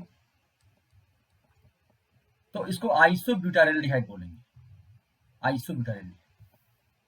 ठीक है, आइसो ब्यूटाइलडिहाइड। या अब इसको हम लोग 2-मिथाइल प्रोपेनल कह रहे हैं। आप देख लीजिए 2-मिथाइल प्रोपेनल, एक यहाँ पे ये कार्बन नहीं होगा, ठीक है, क्योंकि टोटल 4 कार्बन होना चाहिए ब्यूटाइलडिहाइड में, तो टोटल 4 कार्बन होना चाहिए, तो ये डायरेक्टली CHO यहाँ लगा हुआ है, ठीक ना, CH3 और यहाँ पे H, यहाँ पे CHO, तो 1 2 3, तो ये क्या है, 2-मिथाइल प्रोपेनल है या आइसोब्यूटाइलडिहाइड, आइसोब्यूटाइलडिहाइड। ओके, क्योंकि आइसोब्यूटाइल पर ही CHO लगा हुआ है, तो ये C यही हमारा आइसोब्यूटाइल है, ये आइसोब्यूटाइल ग्रुप है। और यहाँ पर इसी टर्मिनल पे यहीं पे CHO लग जाए तो इसको हम बोल देंगे आइसोब्यूटाइलडिहाइड। तो ये ध्यान रहे आप लोग को। यहाँ पे देखिए एक तरफ मिथाइल लगा हुआ है, एक तरफ कार्बल्डिहाइड लगा हुआ है, नंबरिंग यहाँ से शुरू होगी, 1 2 3 कर दो। तो अगर IUPAC देखोगे तो 3-मिथाइल साइक्लोहेक्सेन कार्बल्डिहाइड, 3-मिथाइल साइक्लोहेक्सेन कार्बल्डिहाइड, क्योंकि साइक्लिक रिंग में अगर CHO लगा हुआ है तो कार्बल्डिहाइड के अलावा कोई चांस ही नहीं करने का। अगर कॉमन करते हो तो अल्फा बीटा गामा करना पड़ेगा, तो गामा पे मिथाइल है, गामा मिथाइल साइक्लोहेक्सेन कार्बल्डिहाइड करना पड़ेगा। ठीक है, अब देखिए यहाँ पर CH3 CHO CH3 CHO। अब ध्यान से समझना होगा, यहाँ पे ध्यान से देखिए CH3 CH, अब इसी पर क्या लगा है, OCH3 लगा हुआ है और यहाँ पे CHO लगा हुआ है। तो देखो एल्डिहाइड को प्रेफरेंस मिलता है एल्कॉक्सी के ऊपर, यानी ईथर के ऊपर। एल्डिहाइड को जो है प्रेफरेंस मिलता है ईथर के ऊपर, तो क्योंकि ये टर्मिनल है, टर्मिनल को ज्यादा प्रेफरेंस मिलता है। 1 2 3, तो ये हो गया क्या, ये हो गया मिथॉक्सी, 2-मिथॉक्सी प्रोपेनल, तो 2-मिथॉक्सी प्रोपेनल इसका नाम हो गया। प्रोपेनल पहले था और 2 पर कौन लगा है, मिथॉक्सी लगा है। यहाँ पे कह सकते हैं इसके रिस्पेक्ट में ये अल्फा है, तो अल्फा मिथॉक्सी प्रोपियोनल्डिहाइड कह सकते हो सीधे। देखो वेलरल्डिहाइड जो है आपका दिया हुआ है, ये सब ध्यान रखिएगा। वेलरल्डिहाइड क्या होता है, देखिए पेंटेनल को ही हम वेलरल्डिहाइड कहते हैं, ये ध्यान रखिएगा। जैसे ब्यूटाइलडिहाइड तक आपने ब्यूटाइलडिहाइड तक पढ़ा, प्रोपियोनल्डिहाइड, ब्यूटाइलडिहाइड, तो 5 कार्बन को हम बोलते हैं वेलरल्डिहाइड, ठीक है ना, तो ये ध्यान रखना वेलरल्डिहाइड को। अच्छा, प्रोपीनल, सिंपलेस्ट इनल जो होता है, सिंपलेस्ट इनल क्या होता है, प्रोपीनल, तो सिंपलेस्ट इनल यानी प्रोपीनल को ही हम एक्रोलीन कहते हैं, बहुत इंपॉर्टेंट है एक्रोलीन। तो प्रोपीनल, तो पूछ सकता है what is the IUPAC name of the acrolein, तो एक्रोलीन जो है वो प्रोपीनल होता है बच्चों, तो प्रोप टू इनल। ये 2 इनल क्यों लिखे हैं, ये थोड़ा समझ के बाहर है, क्योंकि प्रोप इनल करना हो आपको तो और कोई चारा ही नहीं है आपके पास। इसके अलावा देखो यहाँ पे तो डबल बॉन्ड तुम लगा नहीं सकते हो, यहीं पे लगाओगे तो नंबरिंग 1 2 3 ऐसे ही होगी, तो यहाँ पे तो लग ही नहीं सकता है डबल बॉन्ड, तो propenal is the correct name. लेकिन चलिए NCERT है, NCERT में प्रोप 2 इनल लिखा हुआ है, तो आप यही मानिएगा प्रोप 2 इनल। तो तो कुछ कुछ जगह पर आप स्टार मार्क करके कर सकते हो कि ये जनरल जो हमारा वो है रूल्स है उससे थोड़ा हट करके है कि एनसीईआरटी में गिवन है, तो एनसीईआरटी हम लोग के लिए बाइबल बुक है ना, उसी से संबंधित हमारा पेपर बनता है, उसी से तो उसी को उठा के क्वेश्चन पूछ देंगे, इसी को उठा के क्वेश्चन पूछ देंगे कि एक्रोलिन का आईयूपीसी ने बताओ, तो प्रोप टू इनल है। अब यहाँ पे देखिए बेंजल्डिहाइड यहाँ पे दो है, तो क्या कहोगे यहाँ पे आईपीसी कहोगे कि बेंजीन 1,2 डाई कार्बल्डिहाइड, बेंजीन 1,2 डाई कार्बल्डिहाइड, 1,2 कहना पड़ेगा क्योंकि 1,3 भी हो सकता है, 1,4 भी हो सकता है। अब थैलल्डिहाइड बोलते हैं इसको जी, यही अगर ये COH हो रहा है तो थैलिक एसिड बोलते हैं, तो ध्यान रहे थैलल्डिहाइड है ना। तो जैसे थैला होता है ना, थैले के दो वो होते हैं हैंडल, तो समझ लो थैले के दो हैंडल है उससे बेंजीन को पकड़े हुए, थैले के दो हैंडल है उससे बेंजीन को पकड़े हुए, और अगर वो एल्डिहाइड वाला हैंडल है ना, अगर वो एल्डिहाइड वाला हैंडल है उसको थैलल्डिहाइड बोल दो, अगर वो ओइक एसिड वाला हैंडल है तो थैलिक एसिड बोल दो, यानी COH होगा तो थैलिक एसिड कह देना यहाँ पे। तो ये आसान तरीका है, यहाँ पे COH अगर यहाँ पे COH है और COH है तो उसको लोग थैलिक एसिड बोलते हैं। PH देखो थैलिक बोलते हैं, P साइलेंट होता है, ठीक है, PH THALIC phthalic acid, double L होता है ये, double L IC phthalic acid. तो ये थैलल्डिहाइड या थैलिक एसिड ऐसे होता है, ठीक है बच्चों, या नहीं मतलब थैलिक एसिड तो COH का होता है और थैलल्डिहाइड जो है एल्डिहाइड का होता है, आर्थो पोजीशन पे मतलब 1,2 पोजीशन पे होने चाहिए। यहाँ पे देखो 3 ब्रोमो बेंजल्डिहाइड, और यहाँ पर 3 ब्रोमो बेंजल्डिहाइड कर दिए, और यहाँ पे मेटा ब्रोमो बेंजल्डिहाइड बोलते हैं क्योंकि इसके आर्थो है, ये मेटा है। अब आता है कीटोन का बारी, कीटोन की बारी आती है। कीटोन में हम लोग एल्केनोन कहते हैं, जैसे यहाँ पर क्या है 1 2 3 4 5, तो यहाँ पर हम पेंटेन टूओन कहेंगे, आपको पहले से मैं बता चुका हूँ, ठीक है ना। अब देखिए कैसे करते हैं इसका जनरल नेम, तो यहाँ पर हो गया CH3, ये हो गया मिथाइल, ये हो गया N प्रोपाइल, तो मिथाइल का M और प्रोपाइल का P बाद में आएगा, ठीक है, तो मिथाइल बोलोगे मिथाइल N प्रोपाइल कीटोन, ऐसे बोल देते हैं। यहाँ तक कि अगर मान लो ऐसे होता है, इसको डाइमिथाइल कीटोन बोलेंगे कॉमन नेम में, डाइमिथाइल कीटोन, अगर दो बार प्रेजेंट है तो डाइमिथाइल कीटोन इसको हम बोल देंगे, डाइमिथाइल कीटोन। अच्छा ऐसे मान लो है, दो इधर है और एक इधर है, तो इथाइल देन मिथाइल, अल्फाबेट का लिखेंगे, इथाइल मिथाइल कीटोन। यहाँ पे देखिए ये क्या है, यहीं से नंबरिंग शुरू होगी 1 2, तो ये क्या हो गया, अगर आईपीसी देखना है तो अल्फा मिथाइल साइक्लोहेक्सेनोन, नहीं तो 2 मिथाइल साइक्लोहेक्सेनोन, सीधी बात। अब मेसिटिल ऑक्साइड बहुत इंपॉर्टेंट चीज है, मेसिटिल ऑक्साइड, ठीक है, यह है 4 मिथाइल पेंट 3 2 देखिए क्या है यहाँ पे, एक कार्बन पर 2 लगे हुए हैं और यहाँ पे डबल बॉन्ड है, फिर CO है CH3, नंबरिंग करोगे आप किधर से 1 2 3 4, ठीक है ना, और एक और कार्बन है, एक सेकेंड देखिए थोड़ी सी गलती हुई है, इसको मैं सही कर देता हूँ, थोड़ी सी गलती यहाँ पर हुई, इसको मैं सही कर देता हूँ। देखो जो ध्यान से जो भी स्ट्रक्चर होते हैं उनको ध्यान से ओपन करना बहुत जरूरी है। अब देखो इस कार्बन पर 2 CH3 लगे हैं, इस कार्बन पर 2 CH3 लगा दो, एक CH3 नीचे एक CH3 ऐसे लगा दिया। इसके बाद से इस कार्बन पे डबल बॉन्ड CH है, फिर CO है और फिर CH3, तो नंबरिंग करोगे आप तो देखो 1, हमको कीटोन को नंबर 1 देना है, कीटोन को पहला नंबर मतलब जो है कम नंबर देना है, नंबर 1 नहीं कम नंबर, ये ध्यान रहे, 1 2 3 4 5, तो 4 methyl pentane pent 3 2 4 methyl pent 3 2, ये हमारा क्या है मेसिटिल ऑक्साइड, ये नाम याद रखिएगा, याद है इंपॉर्टेंट है मेसिटिल ऑक्साइड, ठीक है ना। तो 4 मिथाइल पेंट 3 2, तो ये एल्डिहाइड और कीटोन का नोमेनक्लेचर हमने सीखा। अब हम structure of the aldehyde of the carbonyl group देखेंगे। स्ट्रक्चर देखो मेरे प्यारे बच्चों, ये C डबल बॉन्ड O जो है ना वो एक ही प्लेन में होता है, sp2 हाइब्रिडाइज होता है, sp2 हाइब्रिडाइज होता है, आप जान सकते हैं समझ सकते हैं कि क्योंकि कार्बन पर एक 3 सिग्मा बॉन्ड है और एक पाई बॉन्ड है, तो sp2 हाइब्रिडाइज होगा, ओके, और एक ही प्लेन में होता है।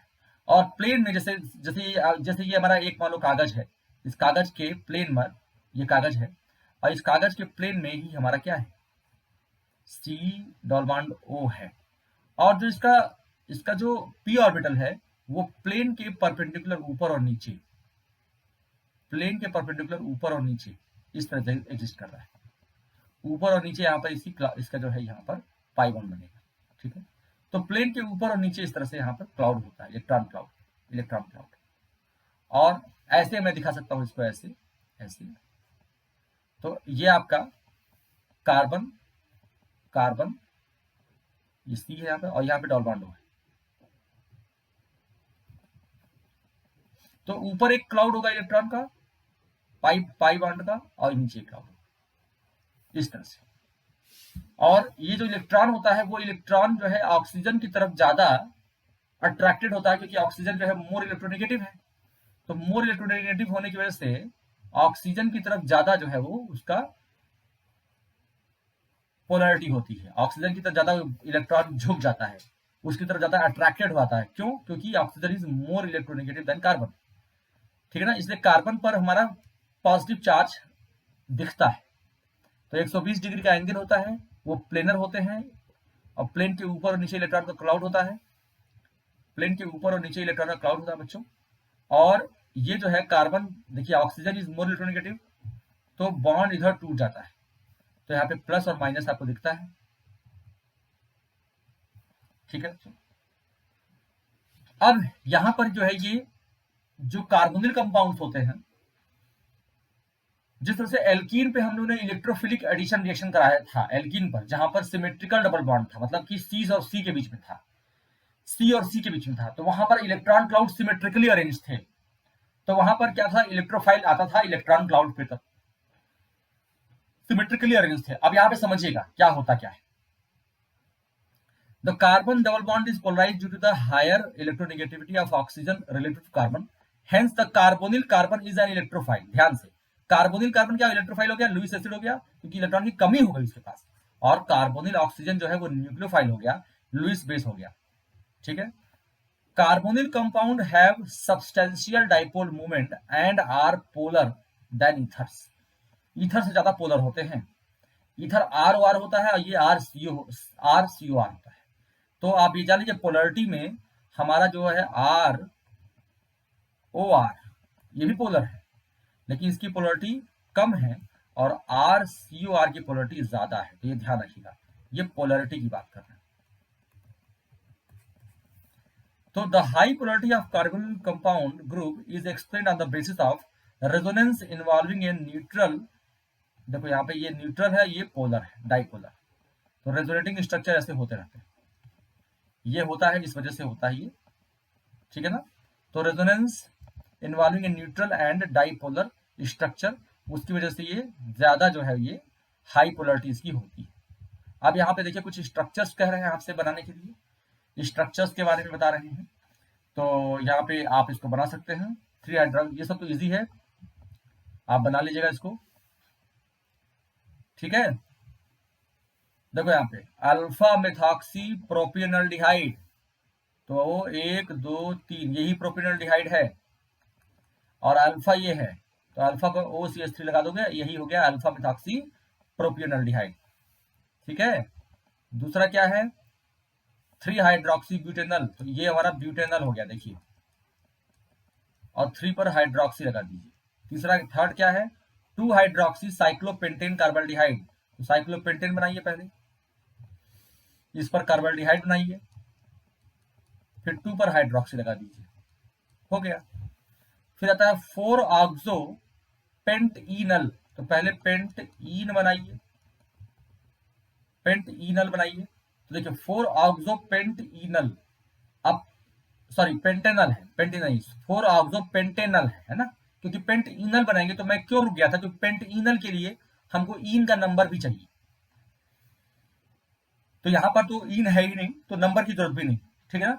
तो 4 ऑक्सो पेंटेनल, तो हमारा पेंटेनल हो गया, और 4 पर ऑक्सो 1 2 3 4, तो यहां पर ऑक्सो लगा दीजिए, यानी डबल बॉन्ड होगा। पांचवा क्या है, डाई सेकेंडरी ब्यूटाइल कीटोन, यानी कीटोन बनाइए ऐसे, और यहाँ पे सेकेंडरी ब्यूटाइल लगाना है, तो यानी ऐसे सेकेंडरी ब्यूटाइल और ऐसे सेकेंडरी ब्यूटाइल। ठीक है, ये सेकेंडरी ब्यूटाइल हो गया, देखिए आप साफ साफ, ये सेकेंडरी ब्यूटाइल है, ये सेकेंडरी, तो डाई सेकेंडरी ब्यूटाइल कीटोन हो गया। और फोर फ्लोरो एसीटोफिनोन। अब देखिए एसीटोफिनोन के लिए आपको क्या क्या करना पड़ेगा, तो एक ये कीटोन हो गया, ये आपका एसीटो ग्रुप हो गया, और ये एसीटो हो गया, और इधर फिनोन लगा दीजिए, बेंजीन में, या कोई, और इनको 4 फ्लोरो चाहिए, यानी 1 2 3 4 फ्लोरो एसीटोफिनोन। ठीक है, ये फिनोन है, ये आपका सी के साथ जो है, ये बेंजीन और सी के साथ ये फिनोन है, और एसीटो ग्रुप इसको हम बोलते हैं, तो 4 फ्लोरो एसीटोफिनोन, तो ये हमारा। चलिए, अब एल्डिहाइड्स के कुछ जो है preparation of aldehydes and ketones. तो preparation of aldehydes and ketones में by oxidation of alcohols, alcohol का ऑक्सीडेशन रिएक्शन कई सारा हमने देखा है कि प्राइमरी अल्कोहल का अगर आप ऑक्सीडेशन करा देते हैं, जैसे कॉपर और 573 केल्विन पे हम कराते थे, तो वहां पर तो aldehyde ketones are generally prepared by the oxidation of primary and secondary alcohols respectively. अभी हमने पिछले चैप्टर में पढ़ा है इसको। ठीक है, by dehydrogenation of alcohols, alcohols का डिहाइड्रोजनेशन कर दीजिए आप अगर, तो उसमें भी हम लोग यहाँ पे पढ़े हैं, अगर हम हीट कर दें, by this method is suitable for volatile alcohols and is of industrial application. In this method alcohol vapours are pass over heavy metal, जैसे जैसे कॉपर, जैसे मैं ऊपर बोला हूँ कॉपर, वो यहाँ पर होना चाहिए। प्राइमरी और सेकेंडरी अल्कोहल क्या आते हैं, एल्डिहाइड कीटोन देते हैं, और टर्शरी जो है वो एल्कीन देता है। ये भी हम लोग क्लास अपना यूनिट 11 में पढ़े हैं, अल्कोहल फिनॉल ईथर में पढ़ चुके हैं, जस्ट अभी पहले मैंने खत्म किया है। फ्रॉम हाइड्रोकार्बन्स, हाइड्रोकार्बन्स में पहला है बाय ओजोनोलिसिस ऑफ एल्कीन्स। देखिए, ओजोनोलिसिस ऑफ एल्कीन में अगर हम दो तरह की ओजोनोलिसिस होती है, एक होती है रिडक्टिव ओजोनोलिसिस, एक होती है ऑक्सीडेटिव ओजोनोलिसिस। अगर ऑक्सीडेटिव ओजोनोलिसिस करते हो तो आप वहां पर ऑक्सीडेशन करते करते आगे तक जाते हो, अगर रिडक्टिव करते हो तो आप कार्बोनिल पर ही रुक जाते हो।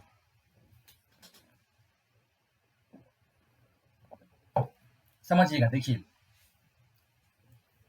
यहां पर अगर हम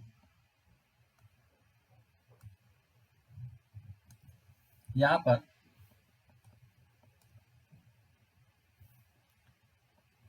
CH3 CH3 double bond CH और CH3 ये लेते हैं, ये एल्कीन लिया हमने, और पहले इस पर ओजोन से रिएक्शन करा दिया। तो ओजोन से जब रिएक्शन कराते हो बच्चों ना, तो ये क्या करना चाहिए बता रहा हूं आपको, पूरा पाई बॉन्ड आप तोड़ दीजिए, पूरा पाई बॉन्ड आप तोड़ दीजिए। तोड़ दिया मैंने, देखिए यहाँ पर बीच का कनेक्शन ही गायब कर दिया, और यहां पर आपको ऐसा स्ट्रक्चर ये होता है, ये झोपड़ी नुमा जो स्ट्रक्चर मैंने बनाया है, हट लाइक स्ट्रक्चर, इसी को बोलते हैं ओजोनाइड, और यही ब्रेक करेगा बाद में, यहीं से ऐसे ऐसे ब्रेक करेगा, ये आपका ओजोनाइड है। ब्रेक कब करेगा, जब हम इस पर H2O लगाएंगे। अब ये दो रास्ते हैं, एक तो सिर्फ H2O लगा दिया गया, और एक जो है H2O के साथ जिंक भी लगा दिया गया, ये विथ जिंक है और इधर विदाउट जिंक,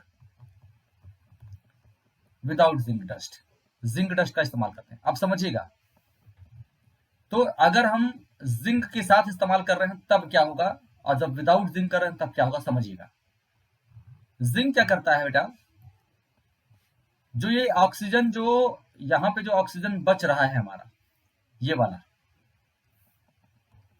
जो ये ऑक्सीजन बच रहा है हमारा, इसको खा जाता है, मतलब जिंक ऑक्साइड बना लेता है। तो सबसे पहले तो मैं जिंक ऑक्साइड ही बना दे रहा हूं, जिंक ऑक्साइड बना दे रहा हूं।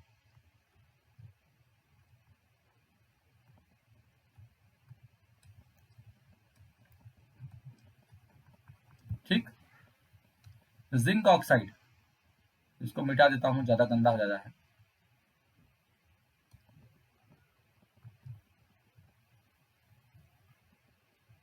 और जो बचे हुए प्राणी लोग हैं, जो बचे हुए प्राणी लोग हैं, उनको लगा दीजिए, मतलब बचा हुआ जो पार्ट है प्राणी का, मतलब ये और ये जो ओ सिंगल बचेगा, ये देखो, ये वाला बॉन्ड भी आ जाएगा, जो ये बॉन्ड टूट रहा है ऑक्सीजन का, ये वाला बॉन्ड भी आ जाएगा, तो यहाँ पे डबल बॉन्ड हो जाएगा। ठीक है, और इधर इधर क्या बच रहा है, देखो राइट साइड में CH3CHO बच रहा है ना। तो ये दो बच रहे हैं, और जिंक लगा दिया तो जिंक ने ऑक्सीजन, जो नेसेंट ऑक्सीजन बच रहा था, जो कि ऑक्सीडेशन के लिए रिस्पॉन्सिबल होता, जो कि ऑक्सीडेशन के लिए आगे रिस्पॉन्सिबल होता, वो ऑक्सीजन को खा गया कौन, जिंक खा गया। ठीक है, अब अगर विदाउट जिंक करना होता तब क्या करते, तब CH3 CH3 C double bond O, ketone पर, ये हमारा क्या है, एसीटोन। एसीटोन को कोई फर्क नहीं पड़ेगा नेसेंट ऑक्सीजन से, क्योंकि एसीटोन आगे फर्दर ऑक्सीडाइज नहीं होता। लेकिन जो हमारा हमारा जो ये बन रहा है एसिटल्डिहाइड, इथेनल, एसिटल्डिहाइड कह लो, या इसको इथेनल, आईपीसी नेम इसका इथेनल होगा। इथेनल फर्दर ऑक्सीडाइज हो जाएगा बच्चों, और ये CH3COOH बनाएगा। ये बहुत इंपॉर्टेंट बात है। ये क्या बन गया, इथेनोइक एसिड बन गया। ठीक है, और ये हमारा तो प्रोपेनोन है ही, ये प्रोपेनोन या एसीटोन है ही, प्रोपेनोन। तो प्रोपेन और एसीटोन हमारा ये अगर हम रिडक्टिव ओजोनोलिसिस करते हैं तो फिर यहाँ पर क्या हो रहा है, ये यहाँ पर है रिडक्टिव ओजोनोलिसिस, यानी यहाँ पर ऑक्सीडेशन नहीं हो रहा है प्रोडक्ट्स, और ये है ऑक्सीडेटिव ओजोनोलिसिस प्रोडक्ट।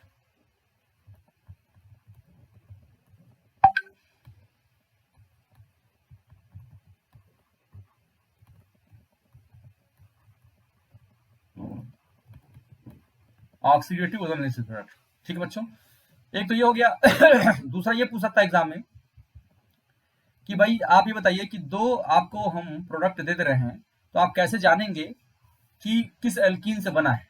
तो आपको ओजोनोलिसिस प्रोडक्ट दे दिया जाएगा, आपको ओजोनोलिसिस प्रोडक्ट दे दिया जाएगा, गिवन रहेगा। जैसे मैं अगर इसी की बात कर लूं, तो अगर आपको ओजोनोलिसिस प्रोडक्ट जो है CH3CO CH3 दिया हो और CH3CHO दिया हो, ठीक है, तो बताना होगा कि इसका करस्पॉन्डिंग एल्कीन क्या होगा।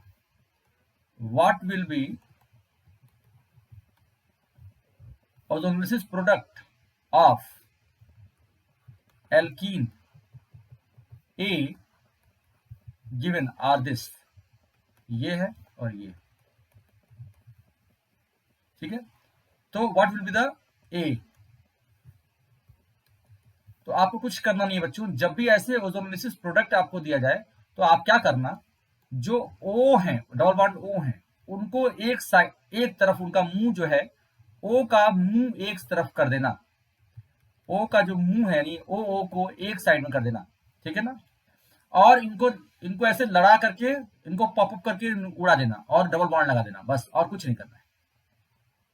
यहाँ पे करना क्या है, देखो ये जो ओज है ना, इनको आपको लड़ा देना है, और ये बलून्स, जो ओ को बलून की तरह मानना है, और उनको फोड़ दो, बलून फोड़ दो, क्या बचेगा, बलून्स जो है ओ वाले, उनको फोड़ दो, क्या बचेगा, डबल बॉन्ड यहाँ बच जाएगा।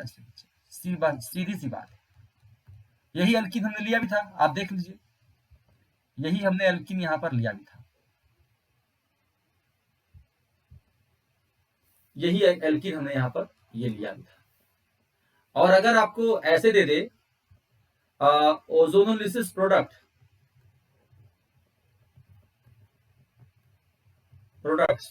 Of alkene A are 2 moles of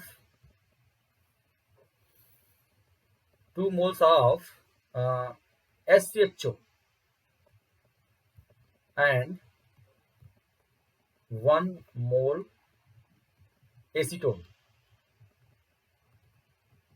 ठीक है बच्चों, ये चीज देखो, इसको क्वेश्चन को और तरीके से पूछ सकता है, या तो मोल्स कह देगा तो बहुत इजी कह दिया, अगर मोल नहीं कहता है तो कुछ और इंफॉर्मेशन भी देगा, जिसके बेसिस पर आप समझ पाएंगे कि क्या होगा। तब अभी मैं थोड़ा क्लियर करता हूं, तब आपको और अच्छे समझ में आएगा। तो बताइए क्या होगा। तो यहाँ पर ओजोनोलिसिस प्रोडक्ट हमको बताना है, ओजोनोलिसिस प्रोडक्ट दिया हुआ है और हमको इसका बताना है क्या होगा। देखिए इसका सोल्यूशन देखिए, एल्कीन क्या होगा ये पूछ रहा है क्वेश्चन। तो 2 मोल आपका क्या है SCHO के हैं और 1 मोल क्या है, 1 मोल एसीटोन नहीं लेकर के ग्लाइऑक्सिल लेना चाहिए। एसीटोन लेगा तब पर भी आपका क्वेश्चन बनता है, उसकी कोई दिक्कत नहीं है। अभी मैं एसीटोन कुछ भी आप ले सकते हो बच्चों, ठीक है ना। मैं यहाँ पर ग्लाइऑक्सिल किसी वजह से दे रहा हूँ, ग्लाइऑक्सिल। जब 2 मोल आपके क्या है SCHO है और 1 मोल ग्लाइऑक्सिल है। एक्चुअली ग्लाइऑक्सिल क्या होता है, डाइअल होता है। डाइअल मतलब CHO, इथेन डाइअल, आपको मैंने बताया इथेन डाइअल इज ग्लाइऑक्सिल, इथेन डाइअल इस यही ग्लाइऑक्सिल है।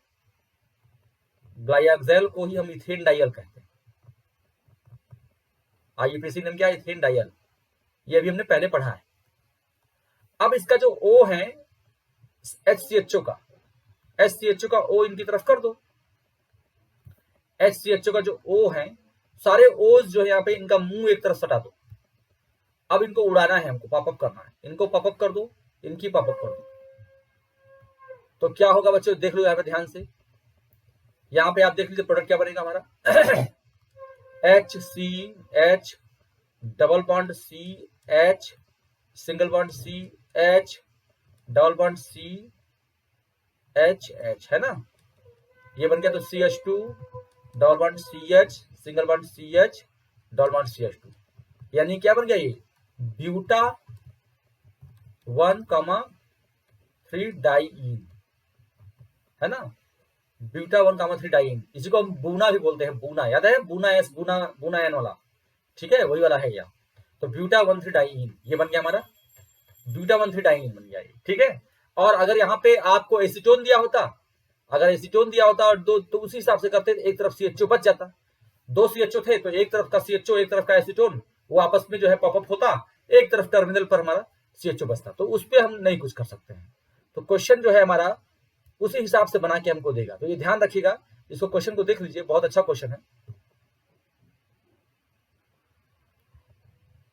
ठीक है बच्चों। चलिए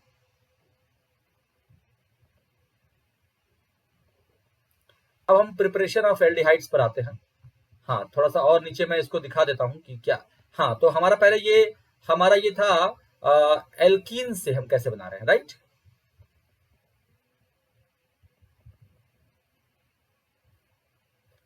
आप लोगों को थोड़ा सा दिखाई दे कायदे से, इसलिए मैं इसको थोड़ा सा जूम इन कर देता हूं।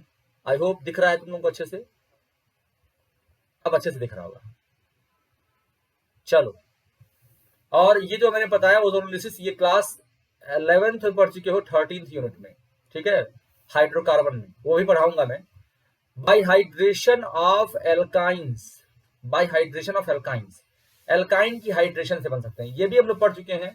अभी पिछले ही चैप्टर में हमने पढ़ा था कि अगर HgSO4 और H2SO4 नहीं, हमने पढ़ा था इसमें टैट टॉक में, टैट टॉक में हमने किया था ये कि टर्मिनल एल्काइन अगर है तो हम HgSO4 और H2SO4 करके क्या करेंगे। तो HgSO4 और H2SO4 करते हैं बच्चों, तो क्या होता है आपका HgSO4 और H2SO4 करते हो तो 2 बार वाटर का यहाँ पर एडिशन होता है बच्चों, मार्कोनिकॉफ वे ऑफ एडिशन होता है, और C डबल बॉन्ड O यहाँ पर बन जाता है, क्योंकि दो कार्बन, दो हाइड्रोजन जो है OH, 2 हाइड्रोक्सिल एक ही कार्बन पर अनस्टेबल होते हैं, कुछ ऐसा बनता है, कुछ ऐसा बनता है, तो इससे वाटर मॉलिक्यूल निकल जाता है, तब ये बन जाता है। तो मैं ऐसे दिखा सकता हूँ, इससे ये बना और उससे बना, ठीक है ना, ऐसे। तो बाय हाइड्रेशन ऑफ एल्काइंस भी हम लोग पढ़ चुके हैं ये चीज। चलिए अब आता है प्रिपरेशन ऑफ एल्डिहाइड्स, यानी ये ऊपर वाले जो ऐसे थे जिसमें हम एल्डिहाइड और कीटोन दोनों बना सकते थे, अभी जो पढ़ने जा रहे हैं उससे सिर्फ हम एल्डिहाइड बना पाएंगे।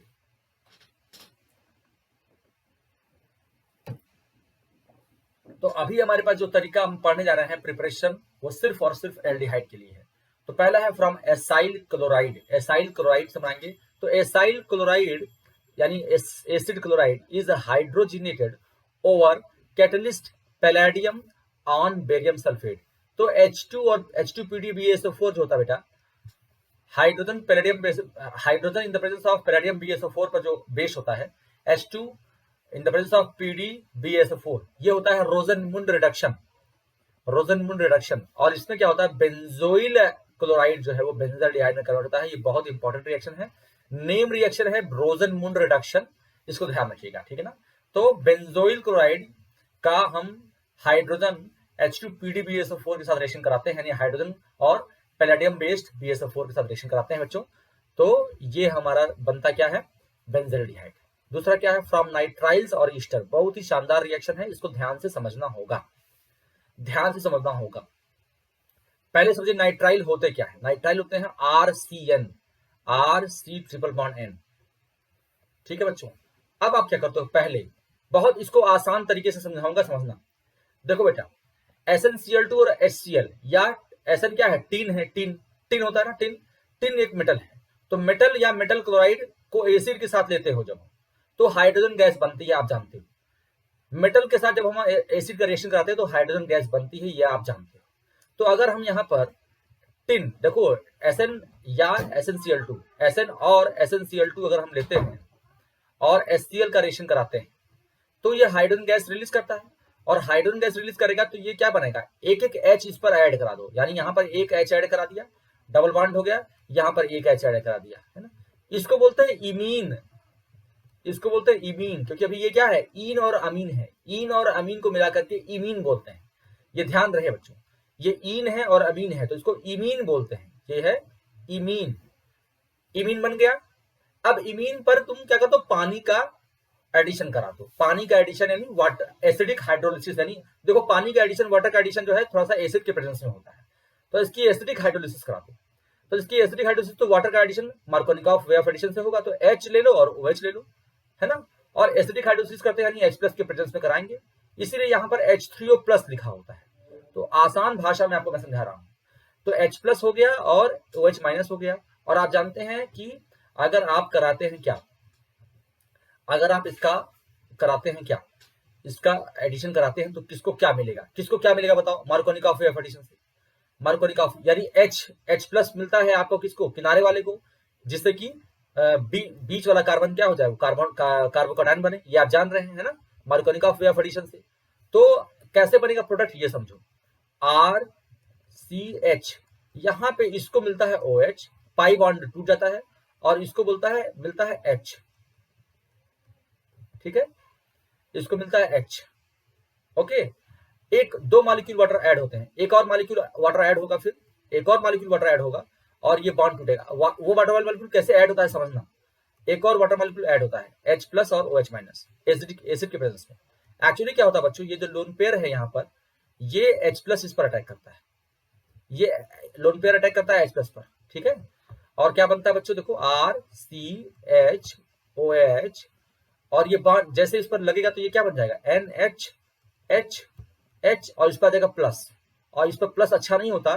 तो अब क्या होगा, जो बचा हुआ वाटर मॉलिक्यूल है यानी OH- है, वो अटैक करेगा कार्बन पर और ये टूट जाएगा। यानी अगर हम कहते हैं कि OH- बचा हुआ है, यहाँ पे आपको दिख नहीं रहा होगा, मैं आपको थोड़ा सा करेक्ट दिखा दूं यहाँ पे ऐसे, तो ये अटैक करेगा इस पर बच्चों और ये बॉन्ड टूट जाएगा इधर। तो क्या बनेगा, RCHOH और OH और NH3 निकल गया। तो क्या हो गया बच्चे, ये RCHO बन गया। तो ये मैं पूरा आपको मैकेनिज्म समझा दिया और NH3 निकल गया हमारा, ठीक है ना। वाटर मॉलिक्यूल निकल जाएगा ना, ये वाटर मॉलिक्यूल निकल जाएगा, क्योंकि एक कार्बन पे 2 OH जो है वो स्टेबल नहीं होते। तो आपको ये समझ में आ गया होगा अच्छे से। तो ये हमारा स्टीफेंस रिएक्शन है, ये हमारा स्टीफेंस रिएक्शन है। तो स्टीफेंस रिएक्शन में क्या होता है बच्चे, पहले इमीन बनता है और इमीन की फिर एसिड हाइड्रोलिसिस करते हो, तो ये स्टीफेंस रिएक्शन है, ये ध्यान रखिएगा।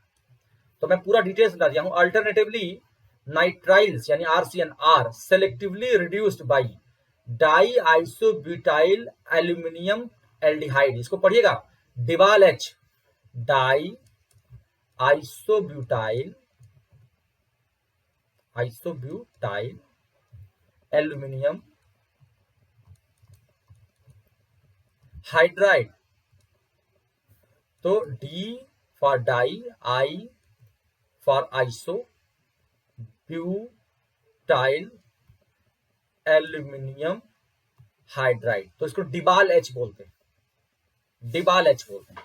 तो डिबाल एच से कैसे होता है ये समझिएगा। ये कह रहा है कि डिबाल एच टू इमीन्स, पहले इमीन, तो नाइट्राइल को पहले क्या करते हैं, डिबाल एच जो है डाइएसिटिल एल्यूमिनियम हाइड्राइड से पहले इमीन में होता है, फॉलोड बाई हाइड्रोलिसिस। तो एक ही बात है, जैसे उसमें आप SnCl2 लिए थे, फिर फॉलोड बाई हाइड्रोलिसिस किए थे। स्टीफेंस रिएक्शन में क्या है, देखिए आपके पास क्या है, आपके पास है RCl,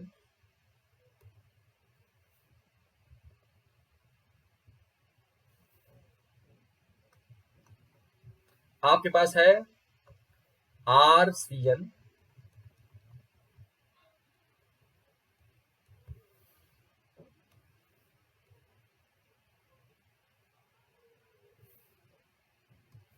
RCl है, ठीक है। रास्ता आपके पास दो है, रास्ते दो हैं, एक है SnCl2 के साथ HCl ले लीजिए जिससे कि हाइड्रोजन प्रोड्यूस होगा, और दूसरा पहले डिबाल एच ले लीजिए, डिबाल एच ले लीजिए। दोनों ही क्या बनाएंगे, इमीन बनाएंगे, RCH double bond NH, RCH double bond NH। और आगे आपने एसिडिक हाइड्रोलिसिस यानी H3O प्लस कर दे रहा हूं, तो ये RCHO बना देगा और NH3 निकल जाएगा, प्लस NH3। ये भी बाद में एसिडिक हाइड्रोलिसिस करेंगे तो RCHO बना देंगे। तो ये बात एकदम समझने लायक है। और ये है आपका स्टीफन रिएक्शन, और स्टीफन रिएक्शन ये है, ये स्टीफेंस रिएक्शन है। और आपका ये आपका जो है ये दूसरा रिएक्शन जो हम यहाँ पे कर रहे हैं, डिबाल एच वाला रिएक्शन, ठीक है ना। तो ये देखो, अब यहाँ पे डिफरेंस और स्पेशलिटी समझनी जरूरी है। क्या होता है, डिबाल एच जो होता है बच्चों, वो जो है डबल बॉन्ड को इफेक्ट नहीं करता।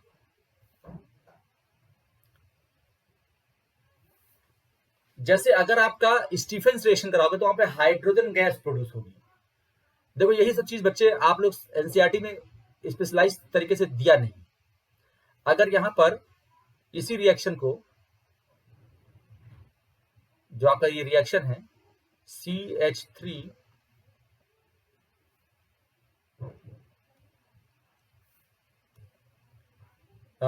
CH3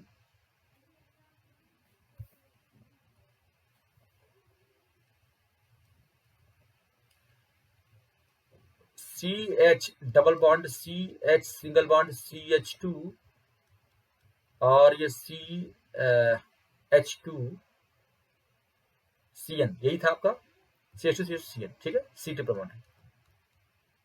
तो अगर आप इसको स्टीफेंस रिएक्शन करते ना, स्टीफेंस से करते और यहां पे डिबाल एच करते, फॉलोड बाई हाइड्रोलिसिस, तो यहां पे इस वाले केस में, स्टीफन के केस में बनता क्या, देखो CH3 CH और ये भी H इसको ही मिल जाता, यानी आपका जो CH2 बॉन्ड है वो भी खत्म हो जाता है। मैं इसको मोड़ के नीचे लिख दिया हूं, आप लोग अपना समझिएगा इसको, ठीक है ना, समझ लीजिएगा। 6 कार्बन है, 1 2 3 4 5 6, तो 1 यहाँ पे नंबरिंग इधर से होगी 1 2 3 4 5 6, इसमें भी नंबरिंग उधर से होनी चाहिए थी, तो इसको मैं करेक्ट कर दे रहा हूं, बच्चे कंफ्यूज ना हो जाएं कि नंबरिंग सर किधर से कर दिए हैं। तो ये भी सब ध्यान रखना पड़ता है कि आप लोगों को नंबरिंग का भी टेंशन ना हो जाए, 1 2 3 4 5 6, ठीक है ना। चलिए, और डिबाल एच अगर करते हैं तो क्या बनता है, तो आप डबल बॉन्ड अफेक्टेड नहीं होता है, वो अनअफेक्टेड रहता है CH, ठीक है जी, और फिर CH2 CH2 CHO। तो आई होप आप लोगों को ये क्लियर कट समझ में आ गया होगा क्या डिफरेंस है डिबाल एच और स्टीफेंस रिएक्शन वाला, दोनों में क्या डिफरेंस है ये समझ में आ गया होगा। ओके, चलिए, तो ये similarly esters are also reduce to aldehydes with DIBAL H. तो अगर आप एस्टर लेते हैं, जैसे ये देखिए खूब लंबा चौड़ा SR है, मतलब R है, RCOR होता है, RCOOR, तो RCOR में जो हमारा R पार्ट है ये 10 कार्बन का R है, फिर ये COO है, फिर ये R है छोटा सा, ठीक है। तो देखिए ये 10 कार्बन वाला जो लंबा वाला R है, RCO, ये पूरा CHO में बदल गया। तो डिबाल H से ये भी हम, तो जो कार्बन CO से जुड़ा हुआ है, जो RCO से जुड़ा हुआ है वही बदलेगा CHO में, ये बात ध्यान रखिएगा। फ्रॉम हाइड्रोकार्बन्स, हाइड्रोकार्बन से हम एल्डिहाइड बनाएंगे। तो एरोमेटिक एल्डिहाइड जैसे कि बेंजल्डिहाइड और उसके derivatives are prepared from aromatic hydrocarbons by following methods. Aromatic aldehydes बदलते हैं, एरोमेटिक एल्डिहाइड्स जैसे बेंजल्डिहाइड और उसके derivatives are prepared from aromatic hydrocarbons by following methods. तो एरोमेटिक हाइड्रोकार्बन्स क्या क्या होते हैं? By oxidation of methyl benzene, methyl benzene जो है एक एरोमेटिक हाइड्रोकार्बन है, और उससे उससे कैसे बनता है वो समझें। Strong oxidising agent oxidise toluene and its derivative to benzoic acid. अगर स्ट्रॉन्ग ले लोगे, बहुत शानदार बात है, अगर आपने स्ट्रॉन्ग ऑक्सीडाइजिंग एजेंट ले लिया तो बेंजोइक एसिड में बदल जाता है। इसलिए ये बात पहले समझा दूं आपको, थोड़ा सा क्लियर हो जाएगा आप लोगों को। अगर आपने स्ट्रॉन्ग ऑक्सीडाइजिंग एजेंट ले लिया तो आप टॉल्यूइन को रोक नहीं पाएंगे बेंजोइक एसिड में बदलने से। स्ट्रॉन्ग ऑक्सीडाइजिंग एजेंट जैसे आपने केमनोफोर ले लिया, हॉट, तो ये चुपचाप क्या हो जाएगा बच्चों, सीधे बदल जाएगा इसमें, ठीक है ना। यहां तक कि एक और अगर यहाँ पे CH3 लगा हो तो वो भी बदल जाएगा COH में। एक और लगा हो यहाँ पर CH3 तो वो भी बदल जाएगा COH में।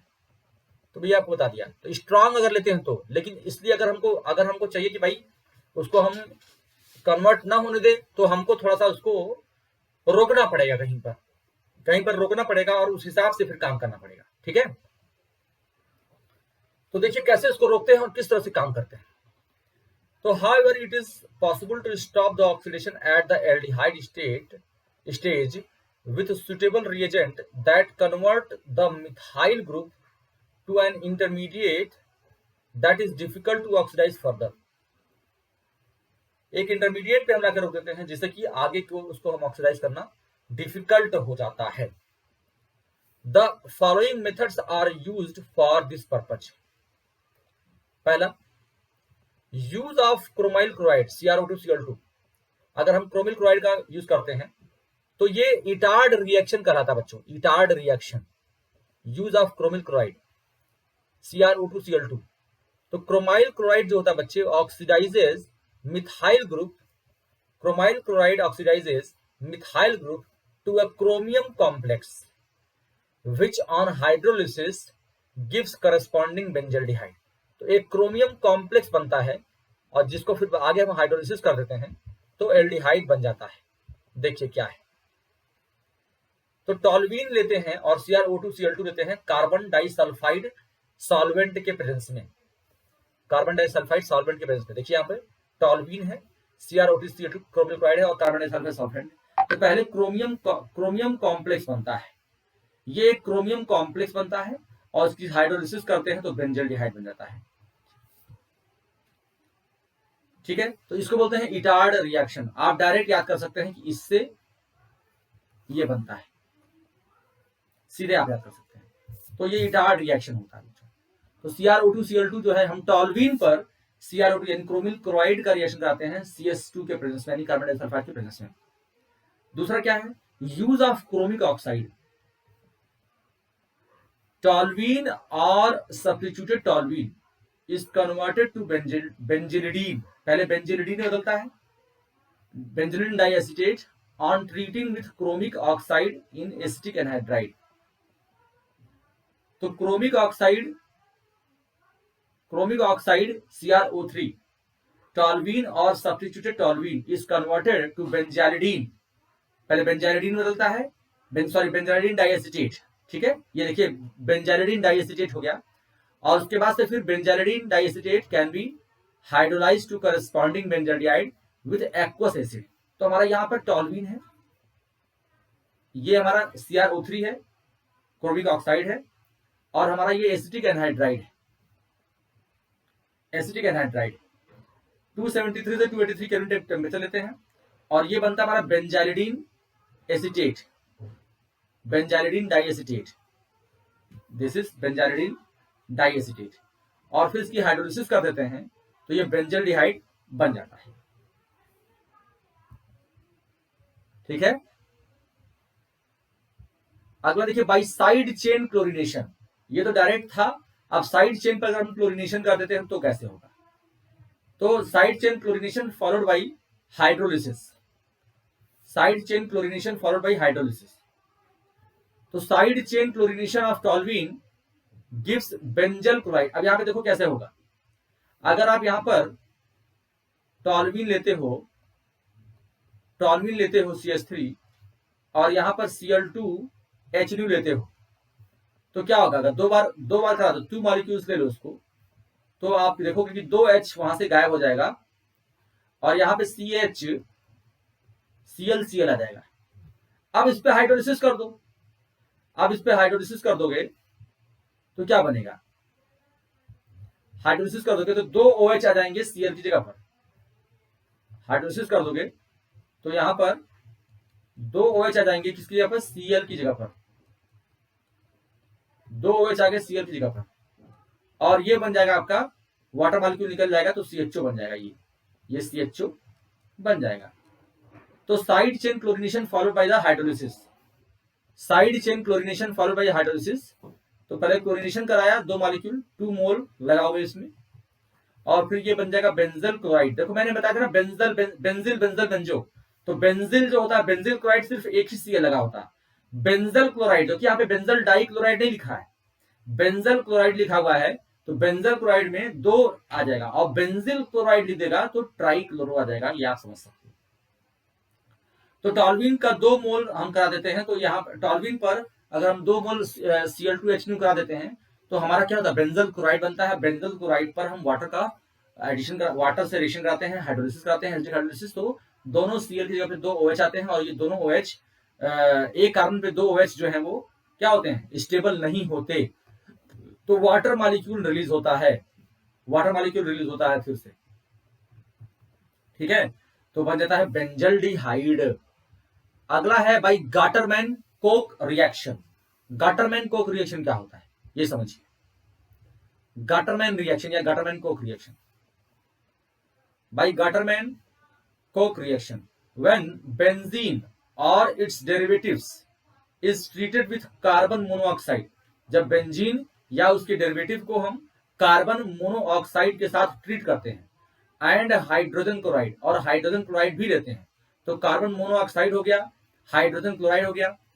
ठीक है, in the presence of anhydrous AlCl3, in the presence of anhydrous AlCl3 या क्यूप्रस ऑक्साइड, क्यूप्रस ऑक्साइड या एनहाइड्रस AlCl3, तो इट गिव्स बेंजल्डिहाइड और सब्स्टिट्यूटेड बेंजल्डिहाइड। ठीक है, देखिए कुछ कुछ रिएक्शंस जो होंगे जिनके मैकेनिज्म इंपॉर्टेंट नहीं है उतने, या आपको उसको जानने में ज्यादा मुश्किल होगी और फालतू लगेगा आपके लिए, तो वो मैं आपको नहीं बताऊंगा क्योंकि वो आपके लिए क्या होंगे? सेंसलेस है, वो आपके मीनिंगलेस है। तो जहां पर आपको मीनिंगफुल होगा चीजें वो मैं बताऊंगा। जैसे कि मैं कई जगह पे आपने देखा होगा कि मैं आपको पूरा मैकेनिज्म समझाता हूं, और मेरे प्यारे बच्चों ने पूछा सर क्यों नहीं आप जो है लाइव ले रहे हैं क्लास इस चीज की, तो मैं इक्का दुक्का लाइव क्लास तो लूंगा इसका क्या नाम है कभी कभी, लेकिन मैं आपको बता दूं कि मैं एनसीईआरटी को फोकस्ड होकर के खत्म करने के लिए मैं ये काम कर रहा हूं। ठीक ना, तो ये ध्यान रहे। तो दिस इज, इसको गाटरमैन कोक रिएक्शन कहते हैं, गाटरमैन कोक रिएक्शन। तो जब बेंजल्डिहाइड या उसके डेरिवेटिव को हम ट्रीट करते हैं किससे? कार्बन मोनोऑक्साइड से। गाटरमैन रिएक्शन याद रखिएगा, कार्बन मोनोऑक्साइड से और हाइड्रोजन क्लोराइड से। तो COHCl in the presence of AlCl3 anhydrous या CuCl, तो COHCl यानी कार्बन मोनोऑक्साइड और HCl से रिएक्शन कराते हैं और उसकी किसका प्रेजेंस लेते हैं? एनहाइड्रस AlCl3 का प्रेजेंस लेते हैं, तो क्या बनता है बच्चों? बेंजल्डिहाइड बनता है। ये बोलते हैं गाटरमैन कोक सिंथेसिस या Gattermann Koch reaction, Gattermann Koch reaction इसको बोलते हैं। ठीक है ना, ये गाटरमैन कोक रिएक्शन मेरे जब मैं 12th में था तो ये मेरे एग्जाम में आया था, तो गाटरमैन कोक सिंथेसिस करके आया था ये। तो ये बेंजल्डिहाइड का सिंथेसिस कर लिया हम लोग। ठीक है, प्रिपरेशन ऑफ कीटोन्स, कीटोन का प्रिपरेशन हम कैसे करते हैं ये देख लीजिए। Treatment of acyl chloride with die alkyl cadmium. Acyl chloride का डाई अल्काइल कैडमियम से रिएक्शन कराते हैं। तो ये हमारा एसाइल क्लोराइड है RCOCl, RCOCl is acyl chloride. और डाई अल्काइल कैडमियम, कैडमियम एक मेटल है जिस पर हम 2 R यानी डाई अल्काइल लगाएंगे, R2CD। तो एक्चुअली क्या करेगा, 2 मॉलिक्यूल हमने यहाँ पे लिया है एसाइल क्लोराइड का, तो कैडमियम 2 क्लोरीन को खा जाएगा, तो CdCl2 बना देगा। और जहां से क्लोरीन खाएगा वहां पे दोनों अपना R लगा देगा, तो 2 मॉलिक्यूल पर यहाँ पे R लग गए, तो ये बन गया डाइअल्काइल कैडमियम से कीटोन। तो preparation treatment of acyl chloride with dialkyl cadmium prepared by the reaction of cadmium chloride. कैसे बनाते हैं डाइअल्काइल कैडमियम?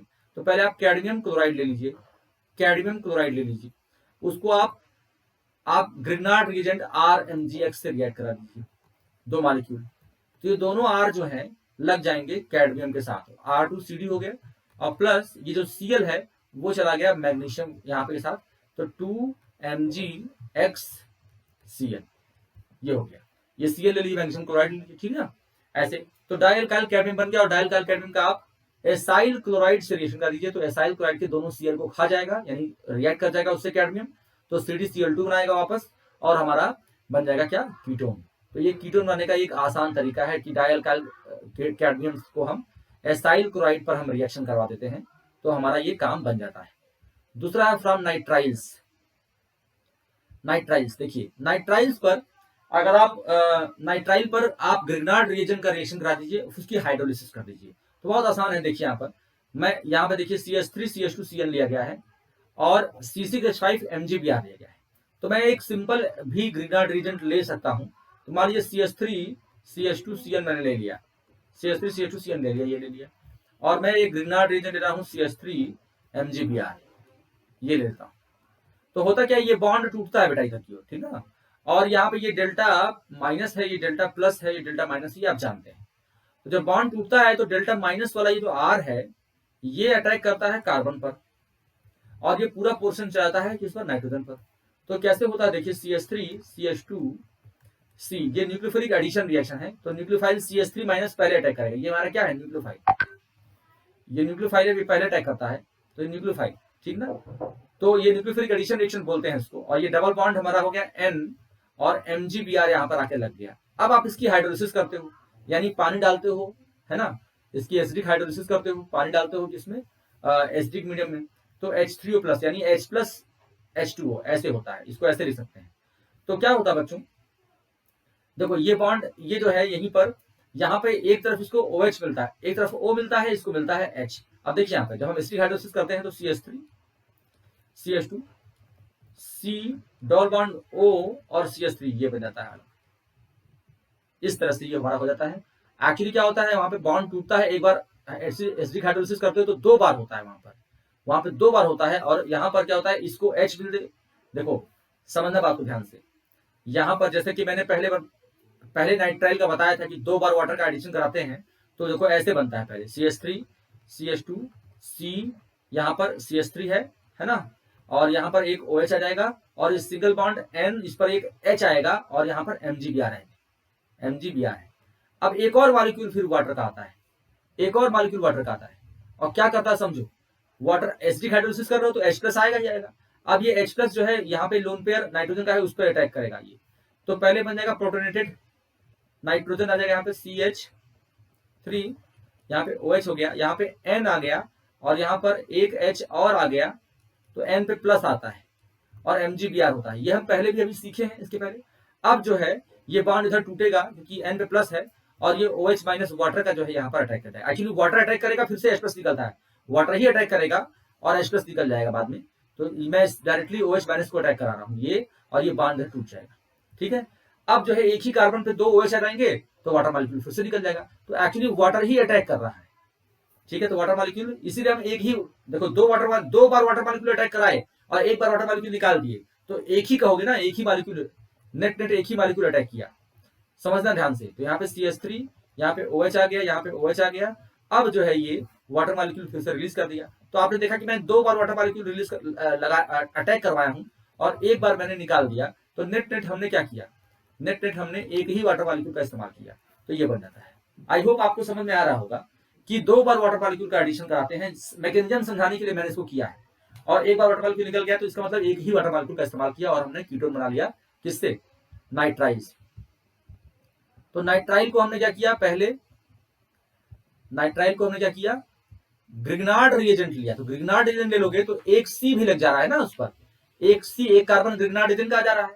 तो एक कार्बन ग्रिग्नार्ड रिएजेंट का आ जाने की वजह से वहां पर क्या हो जा रहा है, वहां पर हमको कीटोन का चांस बन जा रहा है, कीटोन का चांस बन जा रहा है, क्योंकि एक कार्बन ग्रिग्नार्ड रिएजेंट का आ जा रहा है तो हमको कीटोन का चांस बन जा रहा है।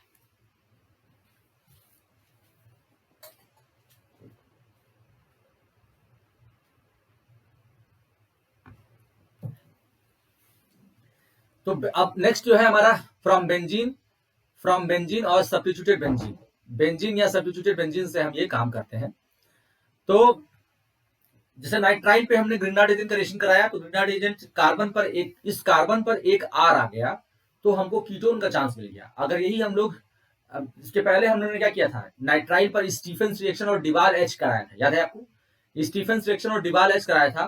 तो स्टीफेंस रिएक्शन और डिबाल एच की वजह से क्या हुआ था, वहां पर एच एच आया था, जिससे कि एल्डिहाइड की तरफ हम लोग पढ़े थे।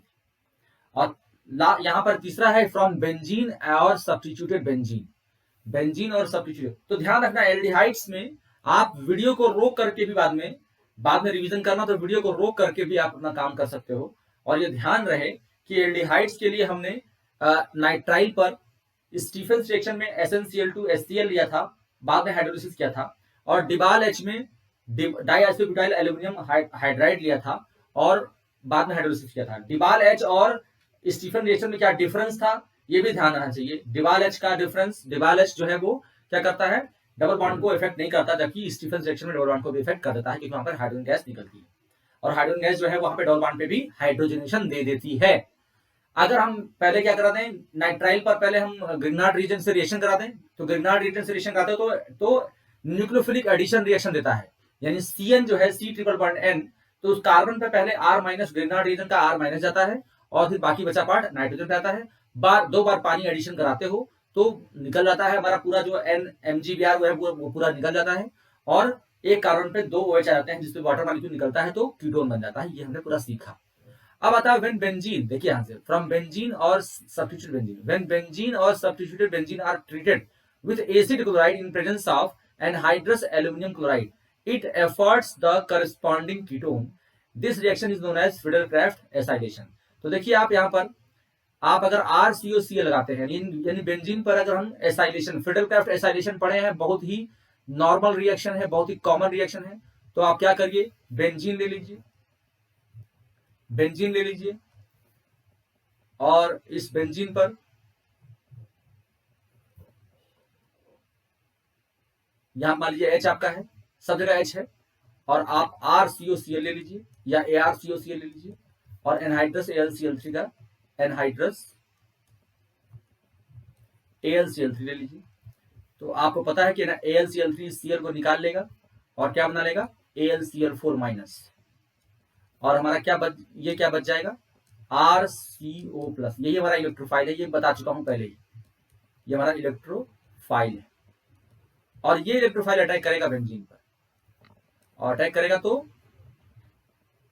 इलेक्ट्रोफाइल अटैक नहीं करता बेंजीन का, पाई बॉन्ड ही अटैक करता है ना, इलेक्ट्रॉन क्लाउड। तो यहाँ पे COR बन जाएगा और यहाँ पे प्लस आ जाएगा, यहाँ प्लस आ जाएगा। तो ये जो H यहाँ पर है वो अपना इलेक्ट्रॉन दे करके इसकी एरोमेटिसिटी को मेंटेन कर देगा वापस। इसका एरोमेटिसिटी ब्रेक हो गई है तो यहाँ पे एरोमेटिसिटी वापस बन गई और H निकल गया, आपका एक इलेक्ट्रोफाइल निकल गया। इसलिए इसको इलेक्ट्रोफिलिक सब्स्टिट्यूशन कहते हैं। ये एक वीक इलेक्ट्रोफाइल है, इसको बोलते हैं इलेक्ट्रोफिलिक सब्स्टिट्यूशन रिएक्शन। ये इलेक्ट्रोफिलिक सब्स्टिट्यूशन रिएक्शन होता है जिससे कि हमारा ये काम बन जाता है। तो इलेक्ट्रोफिलिक सब्स्टिट्यूशन रिएक्शन से हम ये बना लेते हैं। तो this is electrophilic substitution reaction. तो ये रिएक्शन, ये एग्जांपल्स हैं, give names of the reagent. तो आप इसको जरा करिएगा ध्यान से, एग्जांपल्स और इंटेक्स्ट क्वेश्चन कीजिएगा। हम लोग नेक्स्ट क्लास में यहीं से हम लोग आगे चलेंगे, मैं एग्जांपल्स भी आपको बताऊंगा और इंटेक्स्ट क्वेश्चन भी करवाऊंगा और इसके आगे हम लोग बढ़ेंगे बच्चों, ठीक है ना। तो ध्यान रहे और अच्छे से करिएगा, ध्यान से करिएगा, और एनसीईआरटी को हम लोग बहुत इफेक्टिवली खत्म करेंगे। ये मेरा वादा है आप लोगों से। इसको पढ़िएगा और कमेंट में जरूर लिखिएगा कि कमेंट में आप लोगों को क्या क्या चीजें डाउटफुल रही हैं, क्या क्या डाउट्स आपके रहे हैं, या कमेंट में लिख सकते हैं, ठीक है। तो इसको जरूर करिएगा आप लोग बच्चों।